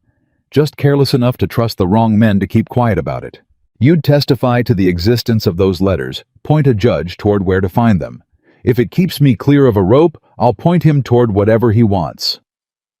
Halloran made a note, his expression sharpening with the particular focus of a lawman who'd just been handed the thread he needed to unravel something much larger than a single night's trespassing. "This corroborates some things I've suspected about Langford for a long while," he said once the prisoner had finished. "Coyle's death, the Hendricks foreclosure, a half-dozen other ranches that changed hands quicker than good sense would explain. Never had enough to move on any of it. This might finally be enough." "What happens to Langford?" Emily asked. "Depends what the judge in the county seat makes of it. Intimidation, conspiracy to defraud, accessory to trespass, and property damage. That's a fair stack of charges, assuming this fella's willing to testify to it formal in front of a judge, instead of just me in this office." The prisoner's face went pale again. "Langford finds out I talked. I'm a dead man. Langford's about to have considerably bigger problems than settling scores with hired hands," Halloran said. "You cooperate, testify honest. I'll see the judge knows you came forward.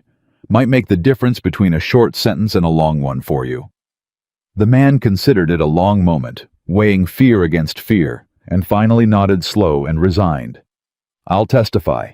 Halloran turned to Nathan. "I'll need you and Miss Brooks to give statements too. Everything from the association meeting the barn, all of it. Might take the better part of the day." It did take the better part of the day. Hours of careful, methodical questioning. Emily recounting every detail from Pruitt's Mercantile to the meeting hall to the charred wall. Nathan confirming each piece, both of them exhausted by the time Halloran finally set down his pen. "I'll ride out to Langford's place myself tomorrow morning," Halloran said. "Bring a deputy. Man's not going to take kindly to being questioned, but he's not going to have much choice in the matter either, not with testimony like this stacking up against him." "And Crane?" Nathan asked. "I'll have men out looking before nightfall. Fella's dangerous, but he's not invisible, and word travels fast once folks know the law's finally taking an interest." Halloran stood, offering his hand first to Nathan, then somewhat to Emily's surprise to her as well. "Miss Brooks, for what it's worth, I heard some of what happened at that meeting hall from Osgood already. Took considerable nerve standing up to a man like Langford in front of the whole valley. Wanted you to know it's not gone unnoticed. Thank you, Sheriff." They rode back to the ranch as the sun dropped low behind the mountains, exhausted in the particular way that came from a day spent reliving fear rather than living it fresh.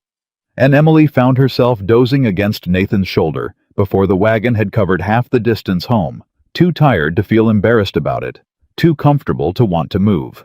3 days passed before word came back from town, carried by Halloran himself, riding out to the ranch with news written plain across his tired face before he'd even dismounted.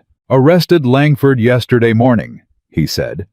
"Went about as smooth as arresting a man like that ever goes, which is to say not smooth at all, but we got him.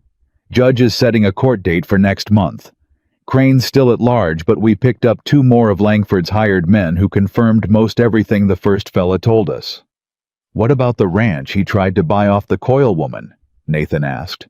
"The other properties he squeezed people out of. Judge is looking at all of it. Might take months to sort proper, but the pattern's clear enough now that I don't imagine Langford's walking away from this, the way he's walked away from everything else these past 3 years." Halloran accepted the coffee Emily offered him, drinking it down in a few long swallows. Duke, listening from the porch steps, let out a low whistle. "What about the letters that fella mentioned Langford's study?" "Found them. Judges got them now sealed up proper as evidence. Correspondence going back near 2 years' payments to men like Crane, a whole ledger of the kind of business Langford never wanted daylight anywhere near." Halloran's mouth twisted into something that wasn't quite a smile.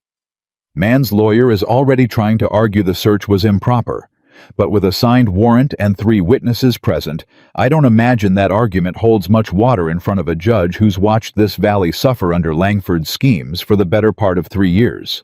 Pete crossed his arms, satisfaction plain on his weathered face. "Man thought money could buy him out of anything. Good to see it finally couldn't." A rider approached from the main road as Halloran spoke, moving fast enough that Duke's hand drifted instinctively toward his rifle before he recognized the horse. "That's one of your deputies, Sheriff." The deputy reined up hard, breathless, his horse lathered from a fast ride. "Sheriff, we got him. Crane. Picked him up trying to cross into the next county this morning, saddlebags full of enough cash to make a man wonder exactly how much Langford was paying him to keep quiet." Halloran's shoulders eased some tension Emily hadn't fully registered, finally releasing from the lawman's frame. "Well," he said, "that closes the last open thread then. Man's not walking away from barn burning and property destruction, not with the evidence we've got stacking up against both him and Langford together." Emily felt something loosen in her own chest at the news, a fear she'd been carrying since the storm finally allowed to set down.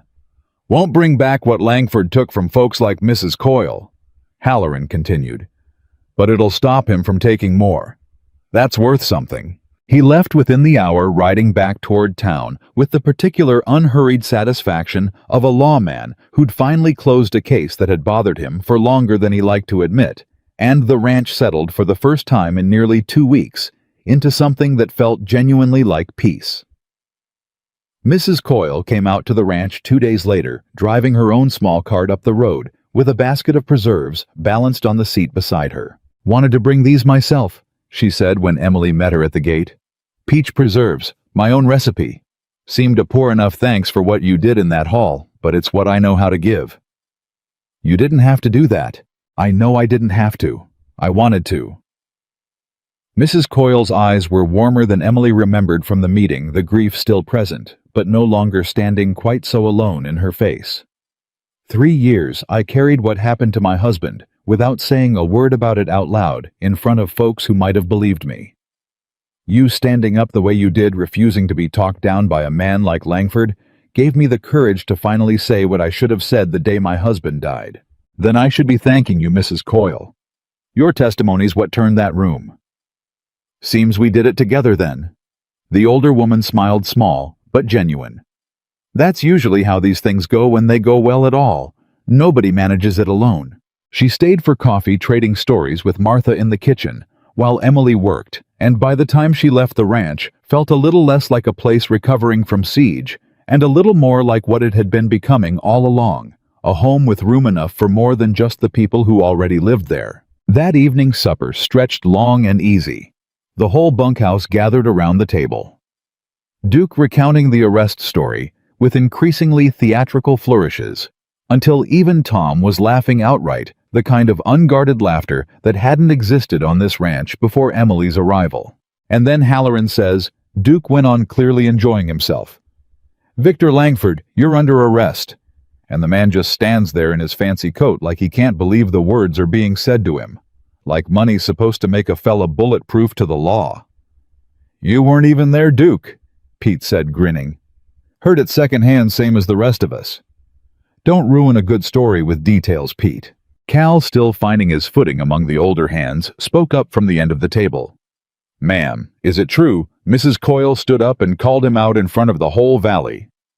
"It's true," Emily said. "Bravest thing I've ever watched a person do." "Second bravest," Tom corrected, quiet but certain. "First bravest was you standing up before she ever did." The table went briefly warm and quiet at that, and Emily felt the particular unfamiliar comfort of being spoken about kindly in a room full of people, rather than talked over or dismissed. Nathan caught her eye across the table, something private and warm passing between them that had nothing to do with the conversation around it. Nathan watched it all from the head of the table, quiet, content in a way Emily hadn't seen on him before. Not the careful, controlled calm he'd worn through the meeting hall and the barn and the long day of statements. But something looser. Easier. A man finally allowing himself to feel the relief of danger past. After the dishes were cleared and the hands had drifted back to the bunkhouse, Nathan lingered in the kitchen, the way he'd taken to doing most evenings now, and Emily found herself glad of it, glad of the quiet company at the end of a long day. "You've been different tonight," she said, wiping down the last of the counters. "Lighter. Feels like the first evening in over a month I haven't been carrying something heavy." He leaned against the doorframe, watching her work with the particular attention that had become familiar over the past 2 weeks, no longer surprising her the way it had that first strange evening. "Grief, then Langford. Then grief again underneath all of it, if I'm honest. Feels strange having room to breathe." "You deserve room to breathe, Nathan. So do you." He crossed the kitchen, stopping close the way he'd started doing more often since the night of the storm. "You know, I've been thinking about something you said the very first night you cooked for me. About food being the only thing people ever loved about you." Emily's hand stilled on the counter. "I remember.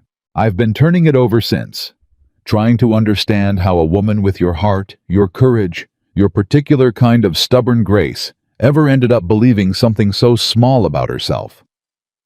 His voice had gone quiet, careful the way it did when he was working toward something that mattered. And I think I finally understand it. People saw the size of you before they ever bothered looking past it. Same as I almost did that first afternoon at the gate, if I'm honest enough to admit it. You didn't, though. No. But it took me longer than it should have to understand why not. He reached for her hand, the gesture familiar now, though it still sent the same quiet jolt through her every time. This ranch doesn't run on your cooking anymore, Emily. Not really. It runs on you, your patience with Cal, when he didn't deserve it, your steadiness in that meeting hall, when 40 strangers were ready to believe the worst of you, the way you stepped into a spooked horse's path without a second thought because somebody needed protecting, and you happened to be standing closest. Nathan, let me finish. His voice held gentle insistence, and she quieted, watching his face in the lamplight, waiting. I hired a cook back when you first walked up that road. I didn't expect anything more than that. Didn't want anything more than that, if I'm honest, because wanting something after losing my sister felt like inviting more grief into a house that already had too much of it. But somewhere between that first supper and the meeting hall and the storm and everything after, I stopped seeing you as the cook I'd hired, and started seeing you as the woman I couldn't imagine this ranch, this life without. Emily's throat tightened, the old instinct to deflect kindness rising up out of habit, even as some newer, steadier part of her told it to be quiet. Martha said something to me the day Langford first rode up here, threatening to buy the land, she said. Said she'd never seen you stand in front of anybody, the way you stood in front of me. I told her maybe you'd have done the same for anyone. Martha's rarely wrong about much. Nathan's mouth curved almost a smile. But she was wrong about one thing, if that's what she led you to believe. I wouldn't have done the same for anyone. I've had cooks before you, Emily. Men working this land longer than you've been here. Never once stood between any of them, and a man like Langford, the way I stood between him and you, not because they didn't deserve defending, but because none of them ever made this house feel like it was worth defending in the first place. You did that, just by being exactly who you are. The kitchen had gone very quiet, the lamp burning low between them, and Emily felt her heart pounding loud enough that she was certain he could hear it too. I fell in love with you, Nathan said, plain and unadorned. No careful qualifiers, no hedging. Somewhere in the last 2 weeks between sunrise breakfasts and quiet suppers, and watching you refuse to shrink for anybody including me, I fell in love with you, and I don't quite know how to say it any gentler or any braver than just saying it plain. Emily stood very still, the words settling over her slow disbelieving, the old habit of bracing for the qualifier that usually followed a sentence like that rising up despite herself. If I were thin, she said quietly, the question escaping before she could stop it. The same question that had lived in the back of her mind since the day she arrived. Would you have noticed me sooner? Nathan didn't flinch from it, didn't rush to soften it with easy reassurance. He considered the question with the same careful honesty he brought to everything else. Maybe, he said.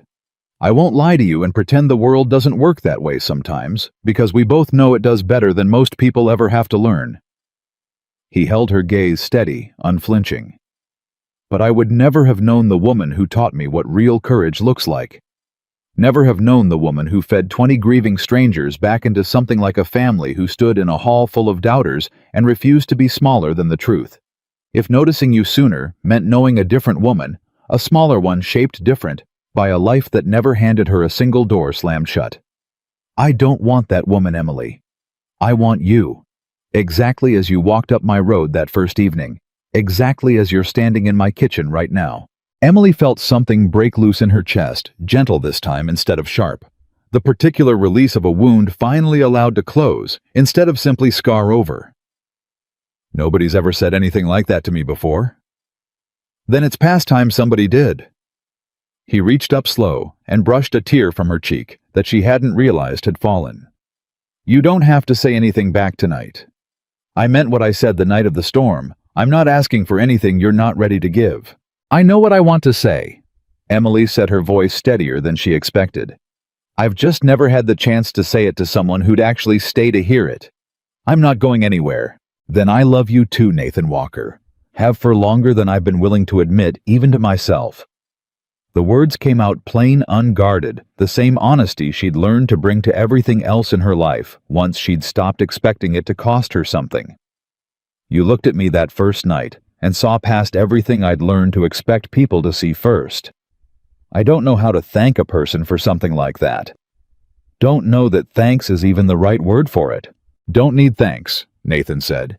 Just need you to keep doing exactly what you've been doing since the day you walked through that gate. Being exactly who you are without apology. That's a tall order some days.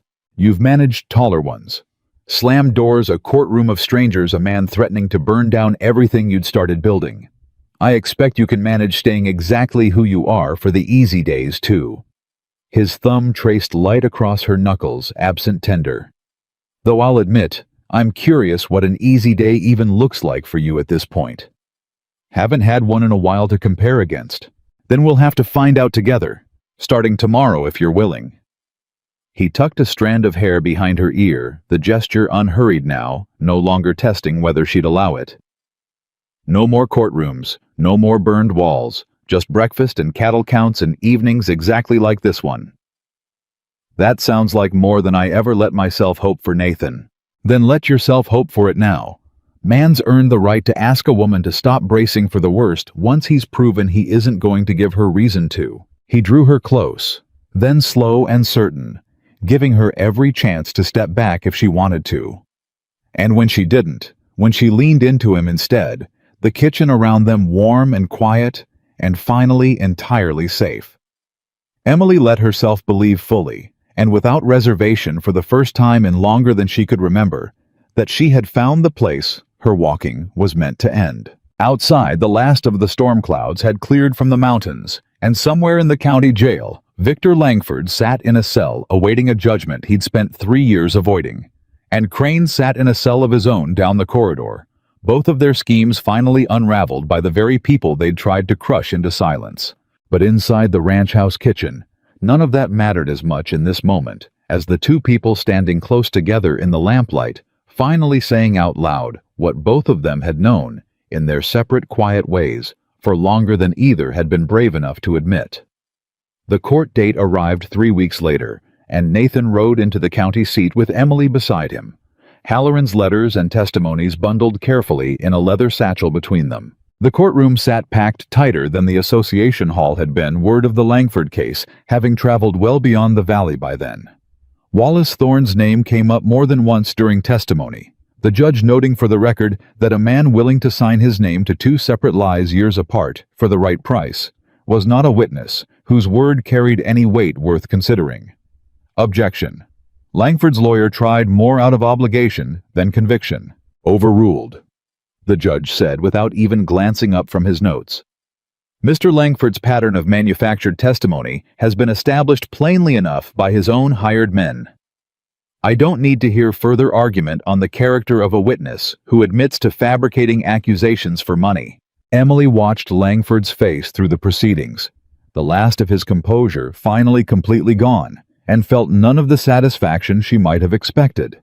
Only a quiet relief, the particular piece of watching a threat close its final chapter. Langford stood before the judge in a coat considerably less fine than the one he'd worn to the association, meeting his composure, worn thin by weeks in a jail cell. And when the verdict came down, guilty on every charge. Land holdings seized and redistributed to the ranchers. He'd swindled a sentence long enough to keep him well clear of the valley for the better part of a decade. Emily felt no triumph in it, only a quiet, settled relief. The particular piece of a threat finally truly ended. Mrs. Coyle sat beside her in the courtroom gallery, gripping her hand tight through the reading of the verdict. "Wish my husband could have seen this," she whispered. "He'd have been proud of you," Emily said. "Standing up the way you did. Proud of us both, I expect." Mrs. Coyle squeezed her hand once more before letting go. "You gave this whole valley something it needed, Miss Brooks. Proof that a lie, no matter how much money's behind it, can still lose to the truth if enough people are brave enough to speak it. Truth needed all of us, Mrs. Coyle. Wasn't ever going to win on my word alone." "Maybe not," the older woman allowed. "But it needed somebody willing to speak first. That was you." They rode back to the ranch that evening with the setting sun gilding the mountains, gold, and Nathan reached for her hand across the wagon seat without a word. And Emily laced her fingers through his and let herself simply exist in the moment. No threat left circling. No lie left to fight. 2 months passed easy after that. The ranch settling into a rhythm Emily had never dared imagine for herself. Mornings thick with the smell of biscuits, afternoons full of Duke's easy jokes, and Tom's quiet loyalty evenings, spent beside Nathan on the porch, watching the sun drop behind the mountains they'd both come to think of as home. Tom found her alone in the kitchen one evening, hat in his hands. The same way he'd held it that very first morning, he'd apologized for the words he'd said at the gate. "Ma'am, I never did properly thank you," he said, "for not holding that first day against me. Man says something ugly out of ignorance. Easiest thing in the world is for the person he wronged to write him off forever. You never did that. Everybody deserves the chance to prove they're more than their worst moment, Tom. You proved it plenty of times over since. Still, wanted you to know it mattered. Changed how I see people watching you refuse to shrink from any of it." He set his hat back on, awkward but sincere. "Gonna make somebody a fine boss's wife, Miss Brooks. Already have matter of fact. Careful, Tom. Compliments like that will get you an extra biscuit at breakfast." "Wouldn't say no to that either, ma'am," he asked her on an ordinary Tuesday, which somehow made it more perfect than any grand gesture could have managed. She was elbow-deep in bread dough when he came into the kitchen, and instead of leaning in the doorway the way he usually did, he crossed the room and knelt right there on the flour-dusted floor, a small ring held between 2 fingers, plain gold, unadorned, exactly the kind of thing a practical rancher would choose for a practical woman he happened to love beyond all reason. "Emily Brooks," he said, "will you marry me?" She stared at him, flour on her hands, dough forgotten, and laughed a startled, joyful sound that filled the whole kitchen. "You're asking me on a Tuesday in the middle of bread making. Didn't want to make it a production of it. Figured you'd appreciate honest and ordinary over anything fancy." He held her gaze steady, despite the vulnerability plain on his face. "Wanted to ask you somewhere that actually meant something. This kitchen's where I first knew what I was feeling. Seemed only right to ask you here too." "Yes," Emily said before he'd even fully finished, flour-covered hands reaching for his face. "Yes, Nathan Walker, I'll marry you. You didn't even let me finish asking." "Didn't need to. Man kneels on a kitchen floor with a ring in his hand. There's really only one question worth answering." She pulled him up by the collar, laughing through tears she hadn't quite noticed falling. "Besides, I've known my answer since the night you told Victor Langford my cooking had nothing to do with him. Just took you this long to catch up. In my defense, I had a court case and a burned barn wall keeping me occupied. Poor excuse for a slow proposal, Mr. Walker." "Fair enough." He kissed her flour and all right there in the middle of the kitchen. "Won't happen again. Consider this the last slow thing I ever do where you're concerned. See that it is. I've waited long enough for good things in my life, Nathan Walker. Don't intend to start waiting on you too." Duke, who'd clearly been listening from just outside the door, let out a whoop that startled every horse in the corral, and within minutes, the whole ranch had gathered in the kitchen doorway grinning, offering congratulations, Martha already dabbing at her eyes with the corner of her apron. "Knew it the day he stood up to Langford at the gate," Martha said. "Man doesn't defend a woman like that unless his heart's already halfway gone." "Took you long enough, boss," Duke added, grinning wide enough to show every tooth. "Whole bunkhouse had bets running since the meeting hall." "You bet on my personal life, Duke." "Course we did. Won myself a week's worth of Tom's chores, matter of fact." Duke laughed, unrepentant. "Best money I ever made watching 2 stubborn people finally admit what the rest of us saw plain as day." The wedding came 3 weeks later, simple and warm, held in the yard beneath a sky scrubbed clean by an early autumn rain. Every ranch hand attended, pressed into their cleanest shirts, Duke, serving as an enthusiastic and entirely unnecessary second witness. Mrs. Coyle sat in the front row beside Ida, who'd closed her laundry for the afternoon just to attend. Pruitt came too, standing awkward near the back, and when Emily caught his eye during the ceremony, he gave her a small, genuine nod that felt like the final closing of a door that had once been slammed shut in her face. "Never thought I'd see the day," Pruitt admitted afterward, shaking Nathan's hand with a firmness that hadn't been there the first time Emily walked into his store.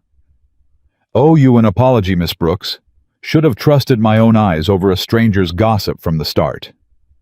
"Apology accepted, Mr. Pruitt," Emily said. "Long as you keep stocking good flour. I've got a reputation to maintain." He laughed surprised into it, and the sound of it, easy, unguarded, nothing like the cold civility of their first meeting, felt like its own small victory. Sheriff Halloran rode out special for the occasion, still in his badge, grinning wide enough that Emily barely recognized the stern lawman from the courtroom. "Never thought I'd officiate anything besides an arrest, Miss Brooks," he said, standing in for the circuit preacher who couldn't make it in time. "But I reckon I can manage a wedding well enough."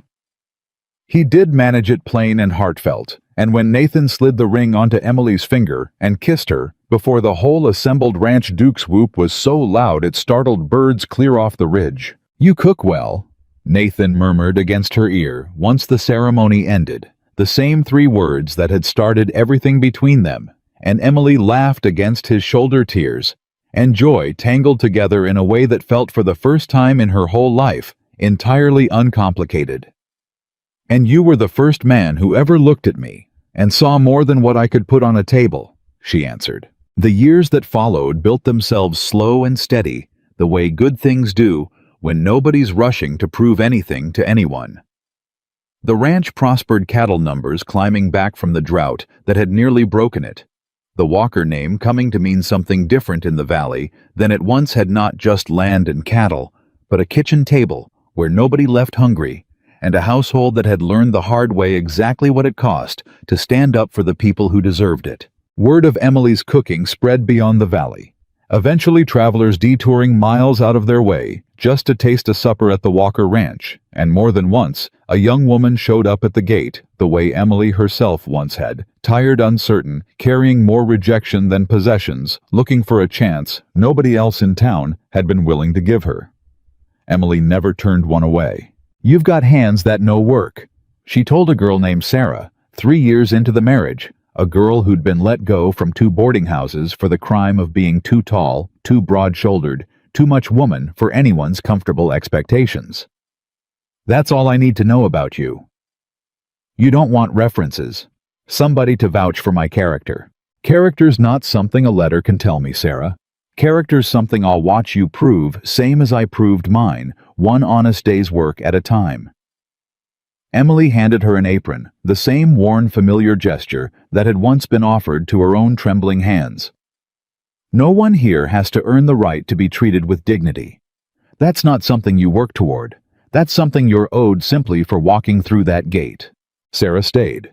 So did the next young woman, and the one after that, until the Walker Ranch became known throughout the territory not merely for the quality of its cattle or the warmth of its table, but for the particular kind of belonging it offered people the rest of the world had decided weren't worth keeping. Duke Gray, creeping into his hair, now foreman of the ranch in his own right, took to calling it Miss Emily's Home for Wayward Souls. Said with such open affection that even Emily couldn't take offense at the teasing. "You say that like it's a joke, Duke," she told him once, watching Sarah teach a newer girl the proper way to knead bread. "But I reckon it's about the truest thing anybody's ever called this place. Ain't a joke, ma'am. Never was." Duke's grin softened into something more sincere. "Just proud to have watched it happen is all. Proud to have been wrong about you that first day at the gate. And prouder still you gave a fool like me the chance to learn better." Nathan watched it all unfold with the quiet pride of a man who'd built something worth building, standing beside a woman he'd once nearly lost. To his own hesitation and a stranger's cruel lie, grateful every single evening that he'd found the courage that first tired afternoon at the gate to say those 2 simple words that changed everything. Not just for Emily, but for every soul who'd ever felt too big, too broken, or too unwanted to belong anywhere at all. That's enough. Years later, when their own daughter was old enough to ask about the story of how her parents met, Emily would tell it plain without embellishment, sitting at the same kitchen table where it had all begun. "Your father tasted my bread and told me I cooked well." She'd say, flour dusting her hands the same way it always had, some things never changing, even as everything else did. "And I told him the truth, that food was the only thing people had ever loved about me. Terrible thing to believe about yourself, but it was true back then. What did Papa say?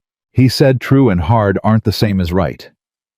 Emily would smile at the memory, still warm after all the years between then and now. Then he gave me a job and a home, and eventually his whole heart, and taught me that a person's worth was never about what they could put on a table. It was about the courage to keep showing up at that table honest and unashamed, even when the whole world had spent years teaching them not to. And that's why you help all the ladies who come to the gate. That's exactly why. Emily would look out toward the yard, toward the ranch, that had grown from one desperate woman's 23 cents into something the whole valley had come to depend on, toward Nathan crossing the corral, with the particular steady walk that still, after all these years, made her heart lift the same way it had that very first evening. Because somebody once looked past what the world told them to see in me and decided I was worth defending. Best gift anybody ever gave me. Only right I pass it along to every soul who walks up that same road same as I once did. Was you scared, walking up to a whole ranch full of strangers not knowing if they'd want you? Terrified. Emily admitted no shame in the word at all. But scared and staying are two different things, sweetheart. Learned that the hard way long before you were ever thought of. A body can be afraid and still put one foot in front of the other. That's not the absence of fear. That's just courage doing what it's supposed to do. I hope I'm brave like you someday. You already are more than you know. Every child raised in a house where nobody's turned away for the shape of them, or the size of them, or the mistakes other folks made about who they were before anybody bothered to look closer. That child's already got more courage in her than half the grown men I've met in my life. You don't have to earn bravery, darling. You were born standing on the shoulders of everyone who fought, so you wouldn't have to fight the same battles they did. Nathan came through the kitchen door, then weathered and gray at the temples now, but every bit as steady as the day she'd met him, and pressed a kiss to the top of her head, the way he did every evening without fail. Talking about me again. Always. Emily said, leaning into him the way she'd learned to do without hesitation, without bracing for the day it might end. Telling our daughter how a rancher with tired eyes and a grieving heart looked at a woman the whole world had already given up on, and decided she was worth every bit of trouble that came with loving her. Wasn't trouble? Nathan said, settling into the chair beside her, taking her hand the same way he had that very first night in this same kitchen. Best decision I ever made, and I'd make it again every single day for the rest of my life without a moment's hesitation.